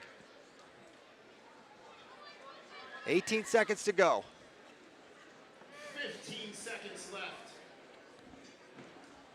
It looked like we're gonna have a scoreless first period. Really one committed attack, and it was from Knox. But nothing to show for either wrestlers as we'll go to the second period scoreless. And I'm really curious what Knox ends up doing. And we're gonna go to the second with Knox having choice. He's gonna go under. And the big question for Sidell is, do you go under Anthony Knox when you have choice? Yeah, before we get to that though, Knox has got to get out. I think he's gonna do it, but Sidell is good on top. Yeah, PA, New Jersey. Two great mat wrestling states, and these are two prime examples of that. Nice lift and return there by Aaron Sidell. He's looking for a claw. Back up to his feet again is Anthony Knox. Another lift. Knox stays on his feet and they go out of bounds. 18 seconds of riding time, and that's how Sidell stays on top in a lot of his matches is mat return, go out of bounds, restart, and it's just, you can frustrate a guy that way. That could be exhausting for both wrestlers. You know, if Knox keeps standing up, you have to keep returning. We'll see if the persistence can pay off here for Knox as he's back up to his feet, but another great return by Aaron Sidell. Another mat return. Now trying to get that wrist is Sidell, doing a great job. Now he's got that ankle trapped claw on that left side. Trying to peel hands is Knox. Another lift and return. And now flattened out underneath, and you said it, David. Cannot sleep on the top wrestling of Aaron Sidell, and he is now approaching a minute of riding time, which would be huge. He's got a deep waist there. And you wonder if Knox is maybe second guessing his decision a little bit here. Now at a minute 5 of riding time and climbing. Yep, it's, man, this guy is, he is not afraid to win a match 2-3 seconds at a time, just one mat return after the other. Knox committed to wrestle at Cornell, Sidell at Virginia Tech.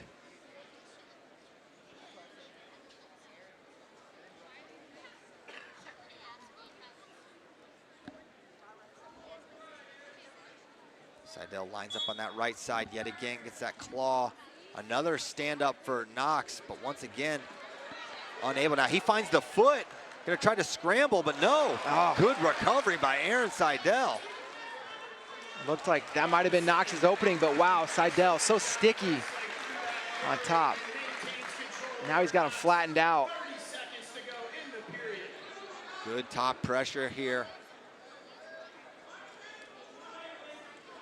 And the interesting thing is, if Sidell gets the ride out, he gets the opportunity to just say, hey, let's go neutral with that 1-0 lead with riding time.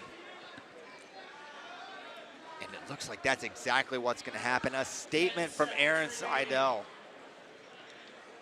See Chance over there in the corner talking it over. Yeah. There it is, 2 minutes of riding time for his credit. And Chance is looking at him like, hey, what do you want to do? And he's gonna go under. I'm kind of glad. I want to see them both get an opportunity. Yeah. I don't know if it's the most pragmatic choice, but as far as, you know, wanting to see two elite top wrestlers, excited to see what Knox can do here. And Sidell has an opportunity to make a statement here from the bottom position, getting an escape. Knox jumps the whistle. That's a caution, first one. They got to fix riding time real quick.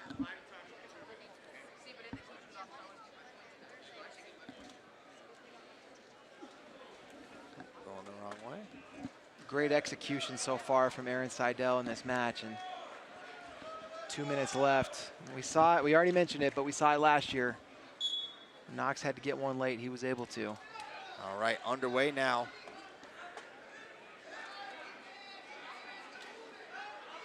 First return for Knox. Sidell continuing to work to build. Knox on that right side. Oh, potential cradle opportunity there. Nope, cleared out by Sidell. He's looking for hands, he's close. And he's out, an escape for Aaron Sidell. 1-0 on the scoreboard, but he also has a minute 33 of riding time. Knox has got to get a takedown. Essentially a 2-point lead now for Sidell. And he has not given Knox a whole lot of openings on his feet either. Nope, in one attack, really, a minute 16 to go. And if you're Anthony Knox, multiple attempts may be necessary to take down someone as tough as Aaron Sidell. They wrestled in freestyle this spring, and Knox was able to get to a couple takedowns. Also had some turns in there, but he knows he can take Sidell down.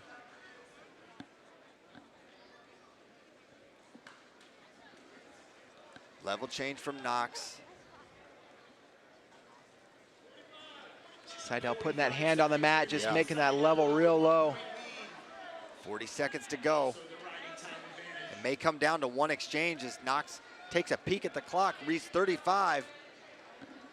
Openings are not there for Anthony Knox. He tries the level change. Great positional wrestling here from Aaron Sidell. Working in short offense is Anthony Knox. Nothing there, 22 to go. High crotch, he's in. Defending is Aaron Sidell. He's close, he's got the takedown, he did it again, David. With 12 seconds left, Anthony Knox secures the 3. There's those swipes, he's gonna climb the body, 5 to go.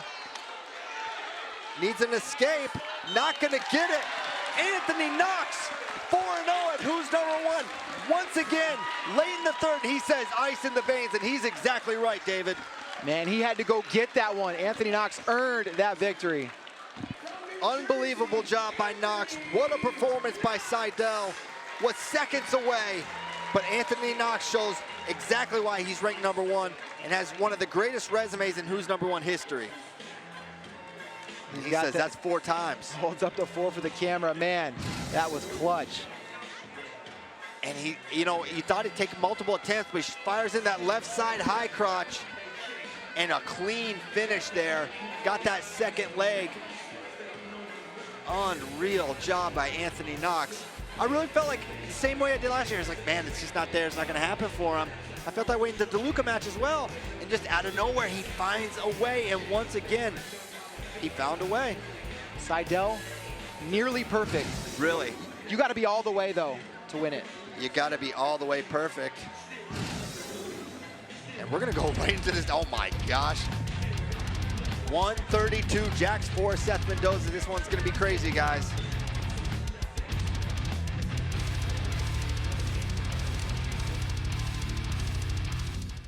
Next up at 132 pounds, coming out of the green corner, he's from Mount Carmel High School in Illinois, a Fargo champion, a 3-time Fargo finalist, a Super 32 finalist, ranked number 3 in the country, Seth Mendoza.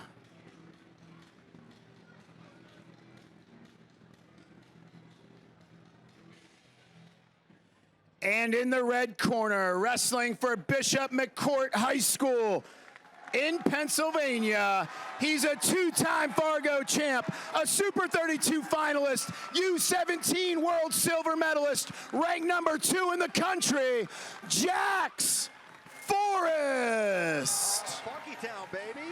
Jax Forrest, Seth Mendoza, and the crowd is fired up for this one. Everywhere I look, humanity. This place is absolutely full. Don't call the fire marshal, please. We are at max capacity here.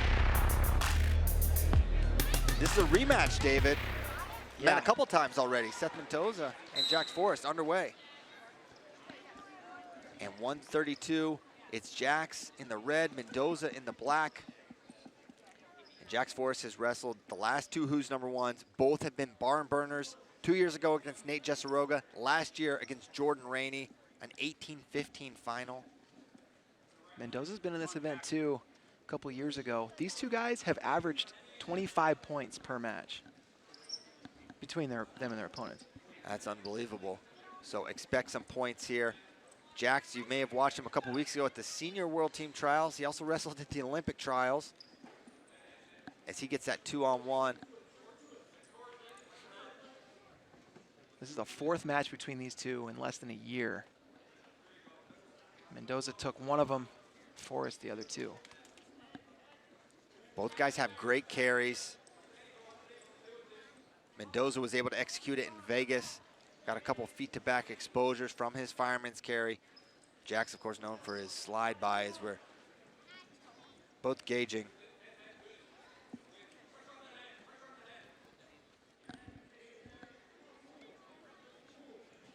Short offense there for Mendoza as they come out of it. Minute 40 to go in the first. You see Mendoza doing a good job pulling off the ties. Elbow control for Seth Mendoza. There's that slide by for Jax Forrest, trying to step around, nothing yet. Mendoza fighting, looking for the finish. There's 3 for Jax Forrest. He strikes first. Immediately, gets that boot in, and he's gonna go to work from the top position. You see Mendoza hanging on that arm. That's gonna make it tough for him, for Jax to work out. Now freeze that arm. Mendoza gonna be able to wrestle back in position for a reversal, but Jax like a cat able to recover and just give up the escape. And there's a shot, now we're mixing it up. Mendoza in on the leg, diving over the top. Jax Forrest, minute to go here in the first period. Mendoza trying to get a takedown of his own, trying to pass now is Jax Forrest, but Mendoza looks comfortable here as he's gonna wrestle in this position. With that foot on the outside, it's gonna be hard for him to finish. And now Jax, man, saved by the edge is Seth Mendoza. What a counter there by Jax. Unreal, and Mendoza was getting close to neutral danger position there, but Jax ended up almost on top as they went out of bounds. These guys, 37 seconds to go. they're one folk style match. Forrest got the first 2 takedowns, and then Mendoza kind of started to figure things out, got a takedown in the 3rd period. I believe there was a tilt involved as well. If I'm remembering correctly, he's really good from the top position as Mendoza as well as Forrest. 20 seconds to go. There, pulls off that wrist as Mendoza now looking to throw it by again is Jax Forrest. 10 seconds to go in the first period. Been a great start here. And that'll do it for the first. Mendoza down 3-1. Flip goes red. Jax will have choice, he'll defer, and Mendoza gonna go underneath. See if, curious how Mendoza will approach this, because Jax is super tricky in the top position. He was wrist hunting earlier with Jax with a leg in. And Jax jumped the gun a little bit there, trying to time that whistle on that chop. Lines up on that right side again. And we're underway. Clean start here in the second. Good job fighting hands by Mendoza. That's textbook bottom wrestling. And it's 3-2. Mendoza committed to wrestle at Missouri. Jax Forrest, one of the top recruits of his class. Yeah, he's uncommitted. You can see a whole lot about his recruiting process on FloWrestling or on our YouTube page. Working in and out of the ties, both wrestlers. Minute 20 left in the second. Wrist for Seth Mendoza for a moment, and then cleared. Trying to knee pound underneath, and now in on the leg is Mendoza, but fights it off. Was Forrest, and Mendoza fights it off. Single leg for Seth Mendoza, trying to come out the back door. We're scrambling again. Mendoza trying to fight in, could be neutral danger, but great recovery from Jax Forrest. Really a 50-50 position. I don't know who's in advantage here. Jax trying to hook that elbow, but a near leg could come in for Seth Mendoza. Mendoza in decent position to score as he's torn a half on the left side, but Forrest comes up to his feet, dropping in on the single with Seth Mendoza. They're not done yet. On the edge, 33 seconds to go. It's gonna be a tough finish for Seth Mendoza. Gonna need to pull Jax back and bounce. Near side cradle, he's got it locked up. They're gonna give the 3, no way. You gotta have a hip down. We're gonna see a challenge. Yeah, I don't think so. And the ref, the side is gonna help him, but it's not just the cradle lock. You have to have that hip down. Oh, they're waving it. They're gonna wave it. Yeah, you can see the way that official kicked the block back. Say, yeah, you're not gonna need this challenge. We're just waving that.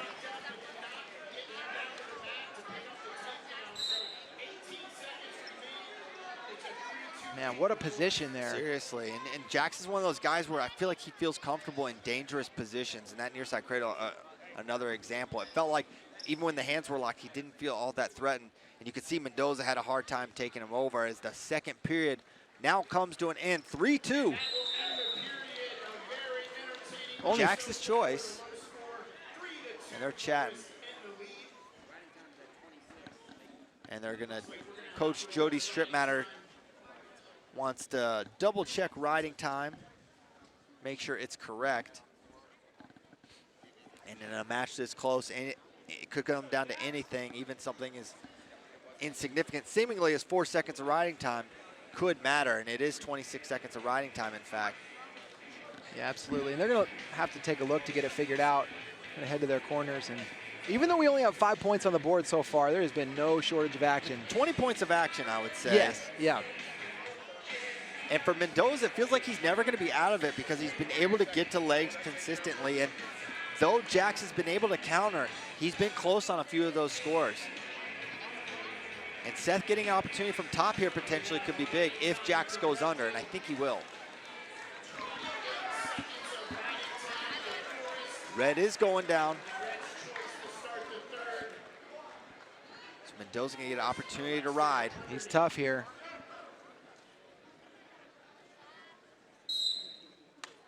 And quick fires that elbow up to Jax Forrest. Half on that left side for Seth Mendoza. And now switches to that right side. And now roll, man, great job turning in. And now looking to score. Working for a takedown of his own, but it's Jax Forrest counter scoring. Double leg, trying to take him through. Seth Mendoza not gonna be able to do it. Takedown, Jax Forrest. 7-2 now the lead for Jax. See that Johnstown crowd coming to life. Jax Forrest lives just a few minutes from here.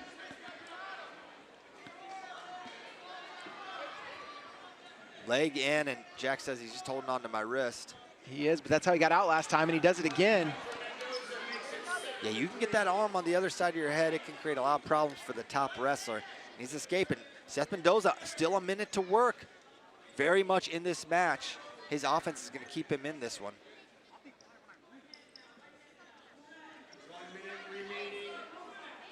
If you're Jax Forrest, you got to be especially wary of the dump because he can turn that into feet to back. He's working for that inside control with that left hand or elbow control. As you hear the Jax Forrest's corner say no ties, they are super aware of that dump. And he can't hit it if his hands aren't on you. 35 to go. Jax on a knee. Seth Mendoza pushing, pulling, trying to create an opening. Jax pops him off, threatens with a fake, but Mendoza closing distance well, 23 seconds to go. Level change by Jax. Crowding him is Seth Mendoza. Another shot from Jax Forrest. Mendoza staying engaged, but he's got to fire an attack. Pulls a 2-on-1.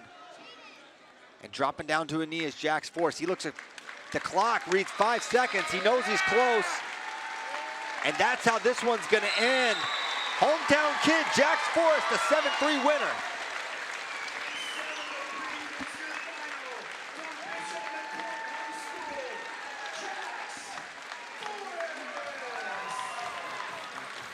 Jax Forrest just going to be a junior, already 3-0 at Who's Number One, trying to follow in Anthony Knox's footsteps and win 4 next year. And where is this guy going to commit to college? I don't know. That's what I want to know. What a performance by Jax Forrest, 3-0 at Who's Number One. 3 great matches, as we're seeing some of these exchanges. Oh my gosh, so high level. And that was kind of the icing takedown there for Jax Forrest. No lack of effort from Seth Mendoza, but just a step ahead was Jax Forrest. And coming up next, 150, it's going to be Jaden James, who we saw earlier today, taking on Maddox Shaw here at 150 pounds.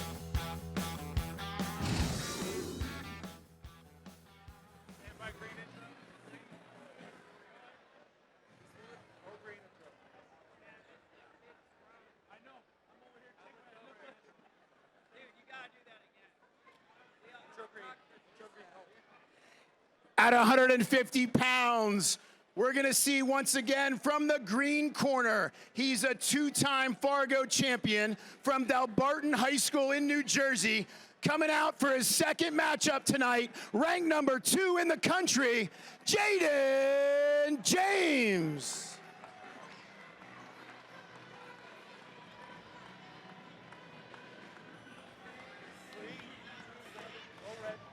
And his opponent in the red corner from Thomas Jefferson High School in Pennsylvania. He's a Pennsylvania state champion, a Super 32 champion, Maddox Shaw. All right, here we go. Maddox Shaw. There you see, first time we're seeing him today. He's been taking on Jaden James, you watched in the first match of this opening set. 18 years old, Maddox Shaw, just 16, Jaden James. Jaden James, he's the lucky one in this event. He gets both sets of gear. Look at this guy. Oh, wow. He's really making out like a bandit. I know, and could leave with the #1 ranking. That'd be the trifecta. Bonus. Underway, 150 pounds. In the black, Jaden James. And in the red, #1, Maddox Shaw. And Jaden James in on a single leg right away. Posting on the head, and now above the knee is Jaden James, working standing single. What a job, steps behind that foot. He collects the ankle, how'd he do that? 3-point takedown. What a tone setter by Jaden James. It was that duck under early the first match, and now he just hits him with a single leg. This guy's got a lot of ways to score. Now quick stand up. And it's gonna be 3-1 for Jaden James early. Maddox gonna fire off an attack of his own. Good sprawl there by Jaden James. Jaden James, mentioned earlier, committed to Virginia Tech. One of the first big commitments in the class of 2026. Maddox Shaw going to Ohio State next year. James in the black, Burton High School in New Jersey, two-time. Keeps that hand on the mat, does James. Good positionally. James has already knocked off one Pennsylvania state champion tonight. Looks to make it 2. And of course, James working to knock off 2 Pennsylvania state champions. Our in-house announcer, Tim Rice, just made mention of that. That's a pretty impressive run, if he can do it. Still a lot of wrestling to be done here, just a minute in. Yeah, he already beat Collin guy, who's from the eastern side of the state. Maddox Shaw from over here, I think maybe hour and a half from where we're sitting.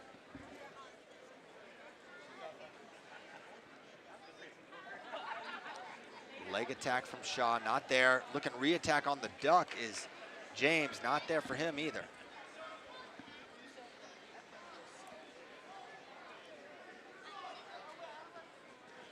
There's another shot from Jaden James, now extended a little bit. See if he works to finish or hangs on for a stalemate. Stalemate it is. 3-1, minute 18 to go in the first.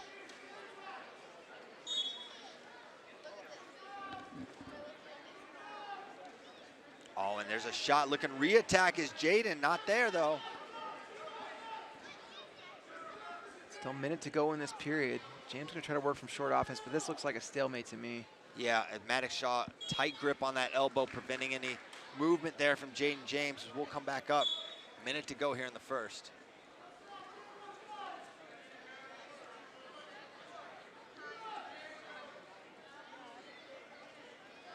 Wrist control there now, elbow for Maddox Shaw. And good position there with that underhook for Shaw, but we'll see if he can convert anything from that position. 36 to go. Shaw marching forward. You got to be careful doing that with James with that duck under. Stutter fake by Shaw, 25 to go.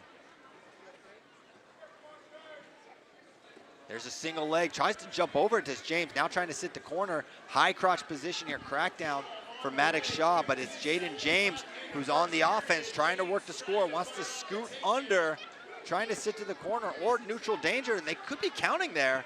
Only 5 seconds to go. And they're not counting. That to me is broken 90 for a while. I don't know, man. Feels like that was neutral danger territory, but maybe not. Is there part of neutral danger that if their back is a certain height off the mat. Yes. I wonder if that's what they were thinking. So 3-1 at the break. Chop on that left side for Jaden James. He only has 9 seconds of riding time despite having an early takedown. Now goes for that claw ride. He was close to that in match 1. Unable to get it here. Now he's got a boot in. Trying to attack that far side. He's got a figure 4. This is more of a ride that he was able to get going in the first period with a nice lift and return to boot. Back to center they go. Minute 35 left in the second. 31 seconds of riding time for Jaden James. He's making a real concerted effort from the top position.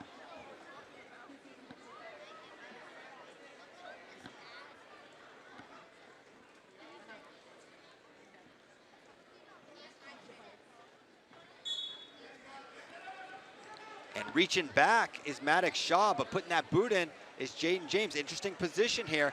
Maddox fighting for that reversal. He might get it. And instead, James elects to hop off, gives up the escape. Minute 20 remaining here in the second. Shaw able to keep riding time under a minute, just 42 seconds.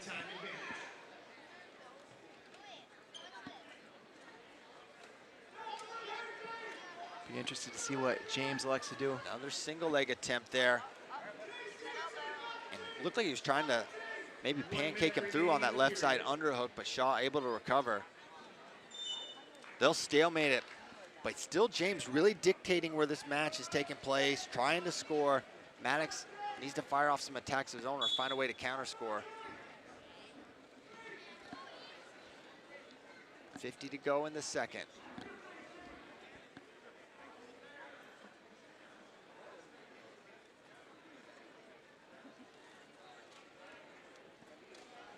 Pawn at the head there is Maddox Shaw. Now an underhook again on the left side for Jaden James. Throws it by, goes to the other side. He's backside. Can he get the finish here? He's close. There it is. 3 more.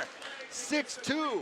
This guy's unbelievable, David. So many ways to score. He made that throw by look so effortless.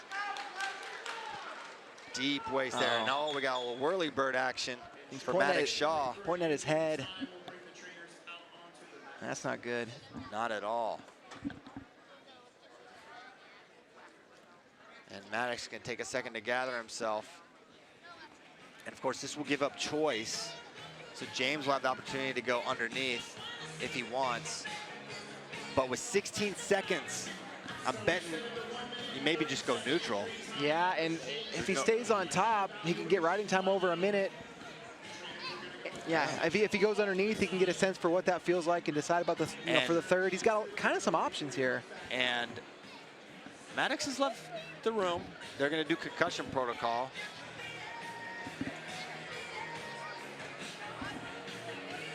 So that can take some time.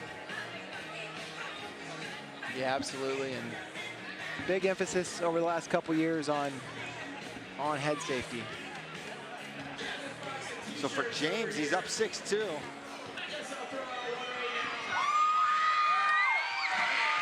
Fortunately, our PA announcer, Tim Rice, has not yet run out of shirts. We've already got we've got a special concussion protocol edition of T-shirt toss. I'm worried about these children. I think they're gonna they could overtake. It could be a Lord of the Flies situation here.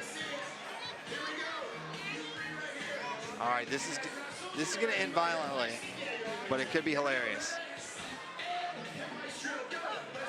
Okay, we got hip heist drills. Oh my gosh. Oh man. Yeah, I think we got. Who's number 1 in hip heist? I think we got a winner. I think we got a winner. With the gold shoes, it's gonna be tough. Who you like? I kind of like my man in the hat. Yeah, hat. I don't know. You're getting maybe cleaner with the hat, but I think you're getting, as far as volume, max reps, gold shoes right now. Yeah. And shout out to the guy in jeans. Hard at it. Uh-oh. They like the little guy. Oh, man, the little guy got it. Upset. You see upsets at who's number 1 sometimes. It was a pound for pound type of situation. That's exactly right.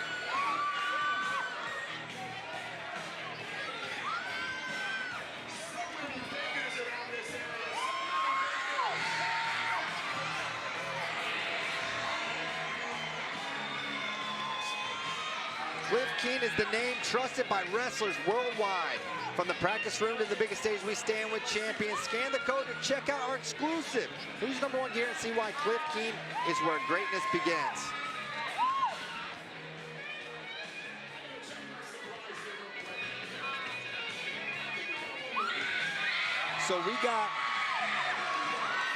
So as you know, with college rules, oh, here comes Maddox Shaw. Maddox Shaw coming back out to the mat.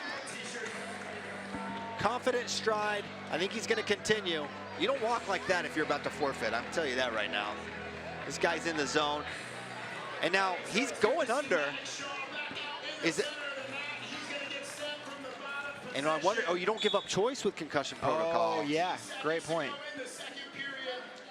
There's that 1 minute of riding time. Now over a minute, they go out of bounds. Good little NCAA rules refresher for me. Been in freestyle mode for a couple months. So injury time, you give up choice, not concussion protocol. 5 seconds on that sit out. Maddox needs an escape. And James just hangs on as time runs out. 6-2 into the third. And we're gonna go neutral here in the third period. James had choice and said, hey, I'm gonna keep it neutral. I got minute 10 of riding time. Hard to get away in 10 seconds, so he's gonna keep it on his feet where he has had the advantage, no doubt about it. It almost feels like Jaden James told himself he's not allowed to use the same takedown twice tonight. Yeah, got his own little bingo card. All the takedowns he's trying to hit.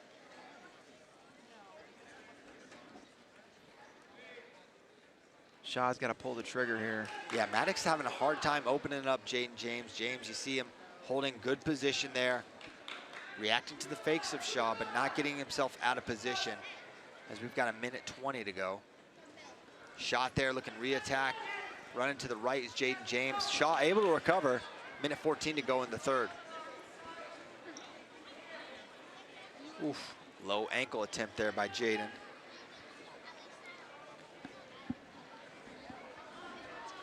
Now just a minute to go.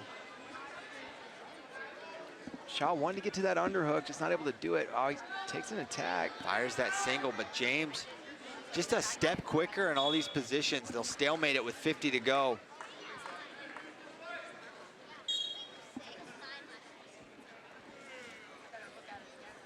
.45 to go now. Nice shot. This best attack from Maddox Shaw, but sitting to the corner, at least trying to, is Jaden James. They've been in this position before. 34 seconds to go. Maddox gonna need a finish here, but it's Jaden James extending Maddox Shaw and now trying to work for a score of his own. Now attacking the other side, kicking on the head is Jaden James, trying to free his right foot, not able to do so. 18 seconds to go. Jaden James just fighting in every single position. 17 seconds to go. It's a fake from Maddox Shaw. Yeah, great defense there from James. Oh, good down block there. Gets his hips down. Jaden James gonna hang in this front headlock. Coming up with an underhook is Maddox Shaw. Shot there and gonna run out of time. That's gonna do it. Little cartwheel at the end. 7-2 win. 16-year-old Jaden James, #1 at 150 pounds. What a performance tonight. That's an OW. I mean, he kind of left no doubt in both of those against two incredibly credentialed and talented wrestlers. But it's Jaden James today, the winner. I love watching Jaden James replays. He's as slick as they come. There's that opening takedown. And it looked like Maddox would be able to hide that other ankle. There's a little pass by. Backside finish for 3.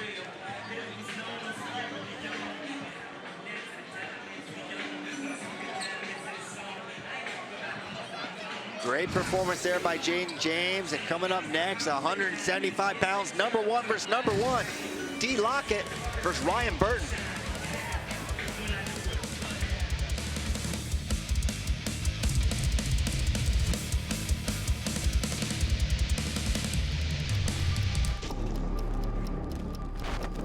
Leadership in wrestling is unique because you have to find the ability to not only lead a group of people, but lead yourself. Leading yourself is a very difficult challenge, but if you can find, a way to do it, you can really battle through any adversity in not only wrestling, but in life.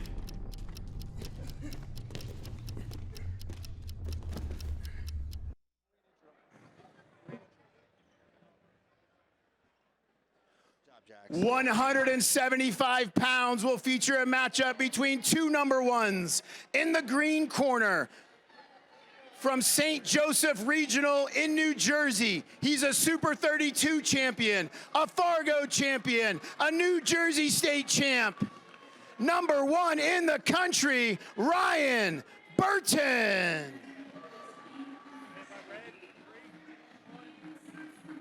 And in the red corner, he's from Stillwater High School in Oklahoma, a U17 world champ, a U20 world silver medalist, Super 32 champ, Ironman champ, Fargo champ, ranked number one in the country at 165 pounds, Larian Lockett. Drop top D Lockett. Second time in Who's Number One, second time cropping the top. Yeah.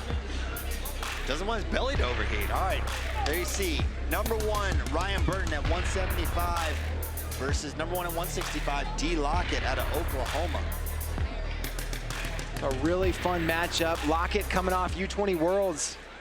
Wanted to test himself. He's trying to decide if he wants to move up, and what better test than the number 175 pounder in the country. Solid test indeed. This is our co-main event. Just 2 matches remain here, and we are underway. 175, D Lockett in the red, Ryan Burton in the black. Single leg looking re-attack from D Lockett. He's in deep on that shot, working to finish, trying to beat the wizard of Ryan Burton. Now he's up, standing with that single leg, looking to back trip. Not there yet. We'll see if he pulls him back in. That's exactly what he does. High with that single leg is D Lockett, and giving himself even more room on that finish. You're seeing the flexibility and the strength of Ryan Burton fighting from this position.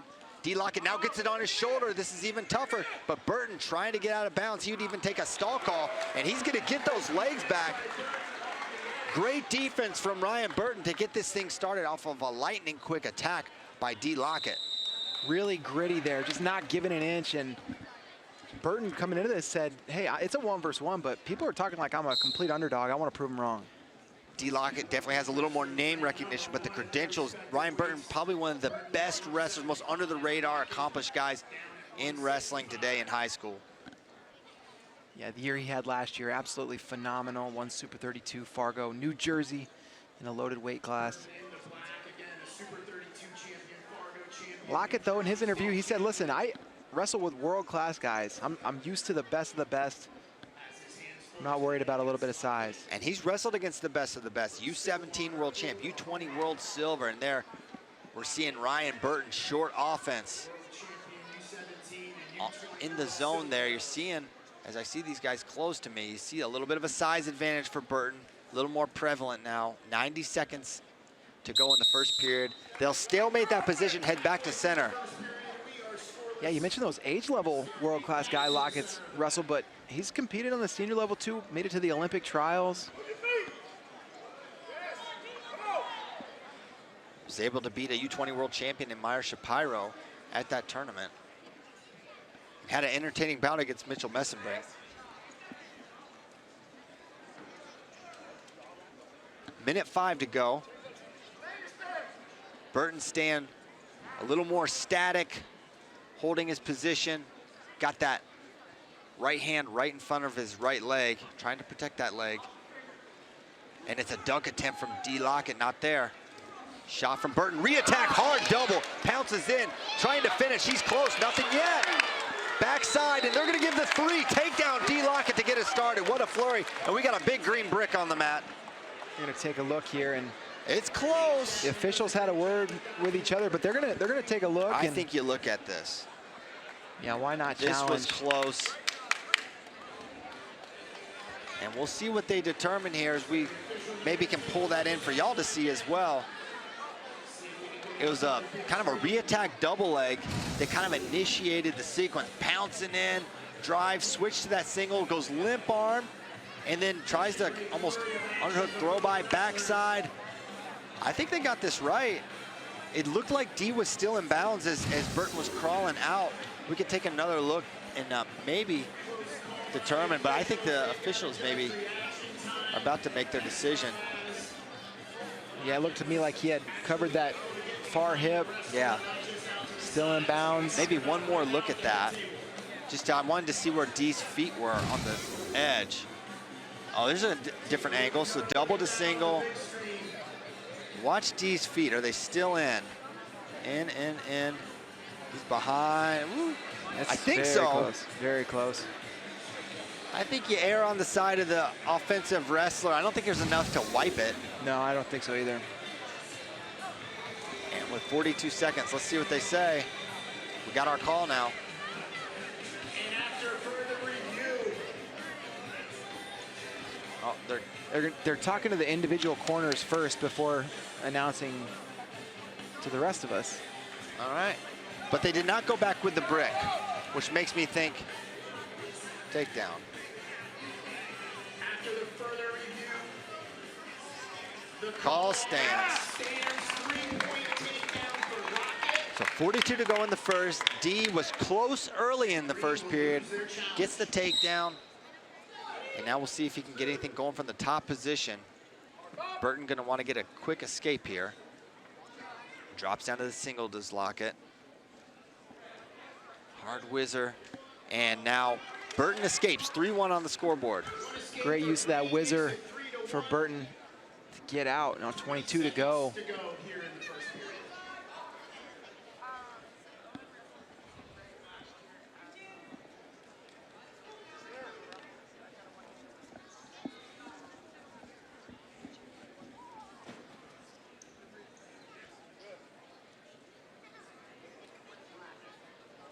Snap and clear, and that's it for the first. 3-1 for Dee Lockett. In the first period, Green has choice. Elects to go underneath. Burton got out 14 seconds in that first period, so feels confident going underneath in the second.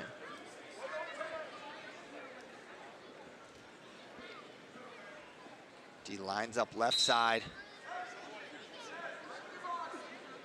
Looking to quad pod up is Ryan Burton. Moving well, getting hands. Once again, quad pod, and it's slowly progressing towards the escape, and now gets it 3-2. Now the score. The escape makes it 3-2 in favor of Lockett. Now Lockett with not a lot of threats there in the top position, and that's going to be one of the questions as he moves into college next year is he going to develop a top game with David Taylor at Oklahoma State? Curious about his choice in the third period with a 1-point lead. Doesn't have to go under necessarily.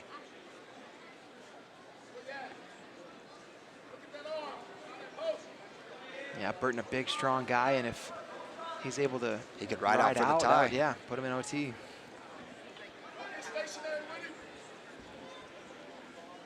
One minute remaining in the second. 53 seconds to go. Burton slow to come up off those knees. Didn't Yep. want to get doubled again. Yeah, any mistake positionally, Dee is ready to strike, but similarly, Burton just needs an angle, just needs one opportunity to score, and he could be back in the lead or get into the lead. Dee just completely turned his head to look at the clock. Oof. And the elusivity of Dee Lockett there. Getting those legs out of the way, 20 to go. 20 seconds left in the period. There's a stutter fake from Burton, but Burton really not been able to follow it up with a lot of attacks yet, and his attacks have led to some of the offense of Dee Lockett. That's got to be in the back of his mind. Here comes now the choice. We'll head to third, and they're going to go under. And this is a huge opportunity for Burton. He's not been able to get anything going on his feet. Can he get a ride going? And Dee Lockett's been training. He's been preparing for this match. But all summer, the focus has been on U20 Worlds Freestyle. Is he going to be ready to get away from someone like Ryan Burton? We're about to find out. up right away. Quick stand up. Granby roll, switch now. Oh yes is the answer. Gonna get a reversal. Answers that question immediately, David. No problem there for D. Lockett, and yeah, that really did feel like it could be Burton's opportunity. You know, you saw how stingy he was in that early first position, fighting off the leg. Thought he might put similar effort into the ride, but Lockett, no big deal. No big deal at all. Got moving, found the switch, got the reversal. Now he's at 26 seconds of riding time, a 5-2 lead. D. Lockett very much in the driver's seat here. Pinches those ankles. And a Granby roll there. Now up and out, or up, excuse me. Continuing, we're seeing some good mat returns here from D. Lockett. Now he gets the breakdown. It really felt like Burton might get that escape, but it would turn into one of those up but not out situations. We see that sometimes. And now riding time gonna go over a minute, it looks like. 2-on-1 for D. Lockett, and if you're testing the waters at 175, so far water's feeling pretty good for D. Lockett. What are they talking about here? Restart, minute 17 to go. And for as one-sided as this has been, escape takedown, Burton's right back in it with the opportunity to win. Absolutely.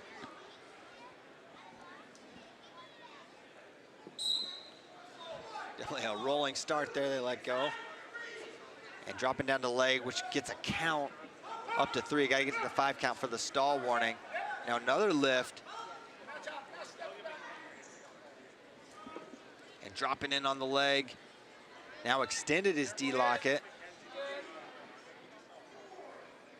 And that's gonna be a stall warning. And D, I think, will take it.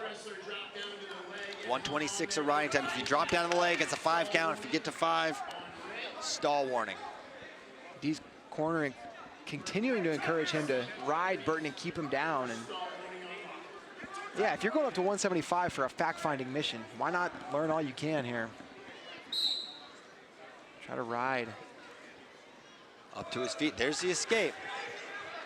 So 5-3 on the scoreboard. Takedown for Burton would put him right in it. Opportunity to win, depending on when the takedown comes.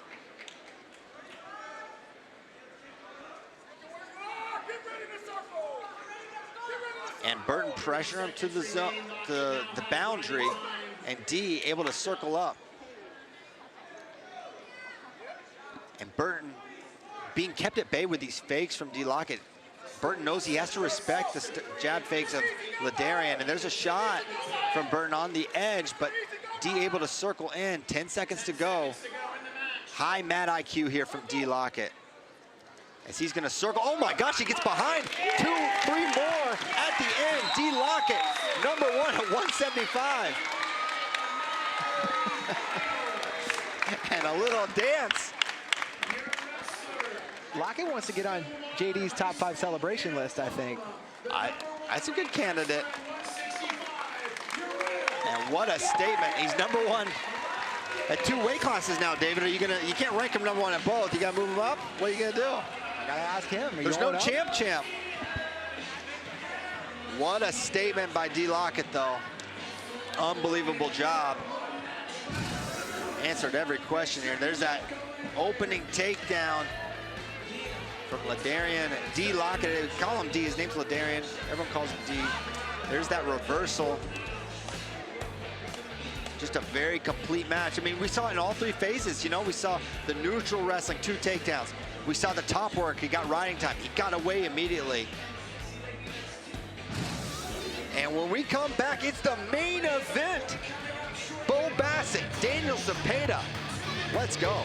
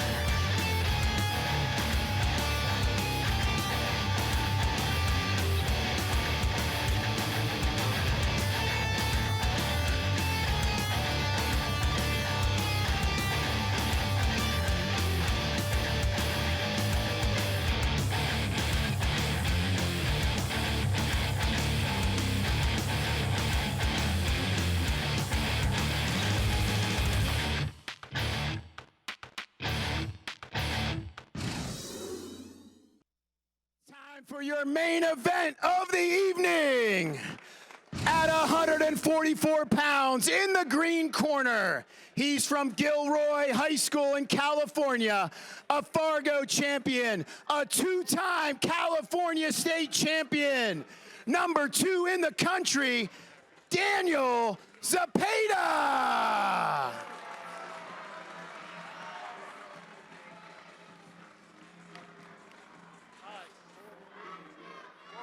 And in the red corner, from Bishop McCourt High School in Pennsylvania, he is a U17 world champ, a U20 bronze medalist, a 2-time Super 32 champ, 2-time Ironman champ, number 1 in the country,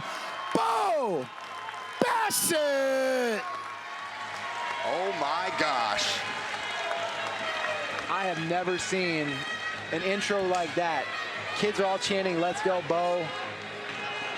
Unbelievable. Unreal.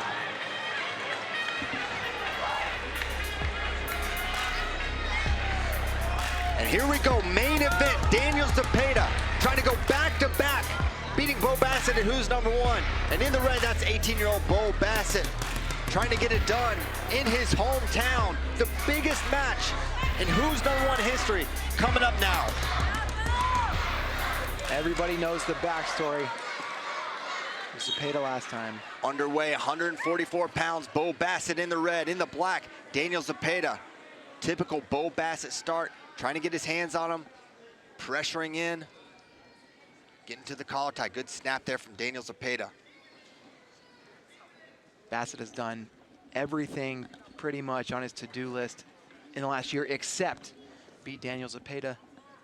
He's been looking for him, going to tournaments, trying to seek out the match, and now he finally has the rematch he's been looking for. Looking for that pass by is Bo Basset. Hard right club there from Bo. Short offense, but Daniel able to clear out of it. Shot from Daniel Dea. Stutter fakes from Bo. Moving well in the middle of the mat. Good snap there, trying to run behind. Gets in on the leg, close to 3. Nothing yet. There's the takedown, Bo Basset. And he's like, do I cut him? He says, no. And he's gonna ride. This is new because last time they wrestled, he was going cut mode as soon as he get a takedown, but the top wrestling of Bo Basset, very renowned, very good from this top position, likes to get the wrist, can tilt, has a lot of ways he can put you on your back. 21 seconds of riding time already. You asked Basset about his decision last year to cut and go for takedowns, and he said, I'm always gonna sprint, but top is one of his best positions, and he can sprint from there too. We'll see if he tries to get back there later. It's 3-1. Zepeda earned that escape in this instance, 3-1.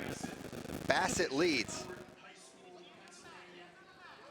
There's a shot, good recovery there from Daniel Dea. Left hand club there by Bo Basset.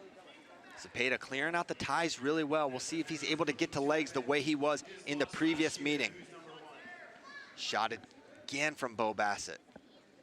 Stutter fake, and now looking for a go-by. This is his best position. This is how he scored his first takedown. Drops it on a high crotch. Good head position, trying to take him through. And now it's Bo. 3 more. 6-1, Bo Basset. And he's smiling. He is so pumped. I mean, this has got to be an unreal atmosphere for him to wrestle in. The whole crowd behind Bo Basset as he getting for a bar, clears out of it. Got the sense that Zepeda wanted to go big there, wanted a high flyer, wanted to put Basset to his back, and gave up on a more fundamental defense of that position. And another chop, and now Zepeda broken down completely.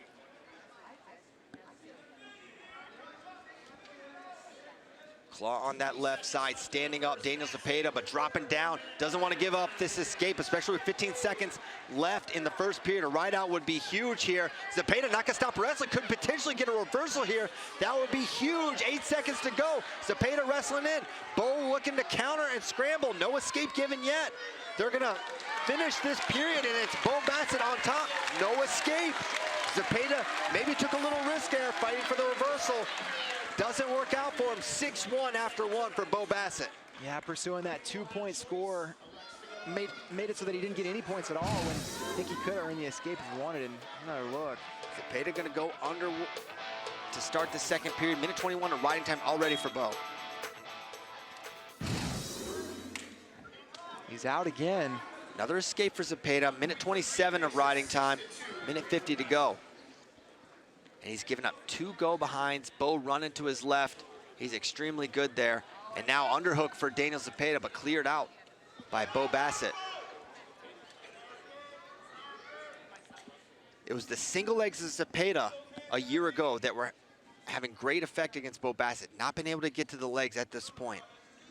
When you asked Zepeda what surprised him most about that match, he said it was how easily he could get to the legs, and hasn't been the case yet in this match. And now looking potentially counter score with Zepeda off of the attack from Bo Basset, but Basset able to recover so well.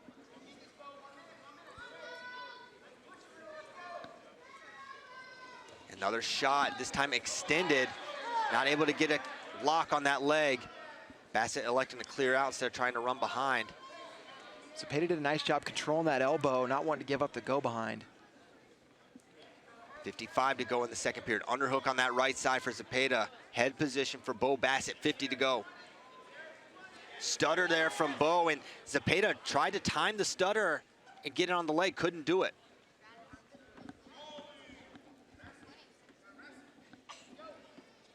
Good pressuring in there from Bo Basset. He's got that over collar. Has Zepeda towards out of bounds, but good job by circling in there by Zepeda. Yeah, it would have been easy to just concede and go out of bounds, but circled and let's go Bo chant now. Single leg, and now looking to run behind. Can't do it. Now he's just gonna squeeze in that front headlock as Bo Basset. 13 seconds to go in the second period. Stalemated with 11 to go. And you wonder how pace could play a factor here. Still a period to go. 5 seconds left in the second. Third period. Bo's gonna go under. I think Bo might want to go neutral, but gonna go under. And Zepeda's gonna kick, I think. Yes, he is. Well, going 7-2. Going bottom ended up being the right choice there. Yes, indeed. And so 7-2, riding time 127 for Bo Basset. Big hole here for Daniel Zepeda, but he's got big move potential. Feet to back, not out of the question for this guy. Single leg for Zepeda, and stepping around, and Bo in position. He's on the single leg, other side, trying to get above the knee, is above the knee. Now standing with it, beating the whizzer. Steps behind the other foot. 3 more, Bo Basset.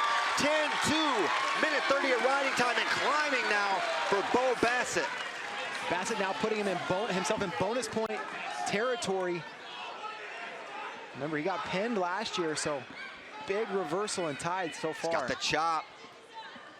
I think they were maybe asking him to look for a cut there from his corner, but Bo Basset shook him off, says, no, I'm gonna ride. And I think that's probably wise. Now that foot up in the air, another chop there for Bo Basset. Zepeda gonna clear out of it. 10-3 now after this Daniel Zepeda escape. He's gonna shoot again. Not gonna quit trying to score is Daniel Zepeda. Single leg for Zepeda, in deep this time. Now trying to come out the back door. He was able to finish against Bo with this exact finish. Can he do it again? Bo Basset trying to fight it off, 40 seconds to go.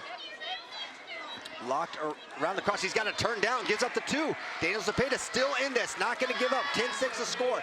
Riding time at 2 minutes is locked in, so effectively 11-6, and now Bo's gonna escape, making it essentially 12-6, and he's gonna back out of bounds, but the action call, 23 to go. Daniel Zepeda's gonna need to go feet to back. What's Zepeda's move here? 20 seconds left. Shot from Zepeda. Basset holding on to that wrist. 13 seconds to go. See if anyone tries anything this last 10 seconds. The Let's Go Bo chants ring out here at UPJ. A final shot from Daniel Zepeda, and it's Bo Basset's night. Revenging the loss from a year ago, and the crowd's on its feet.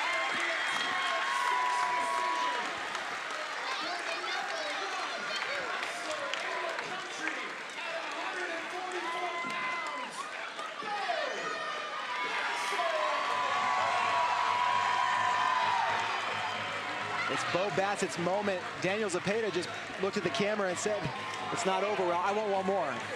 Super 32? I would love to see it.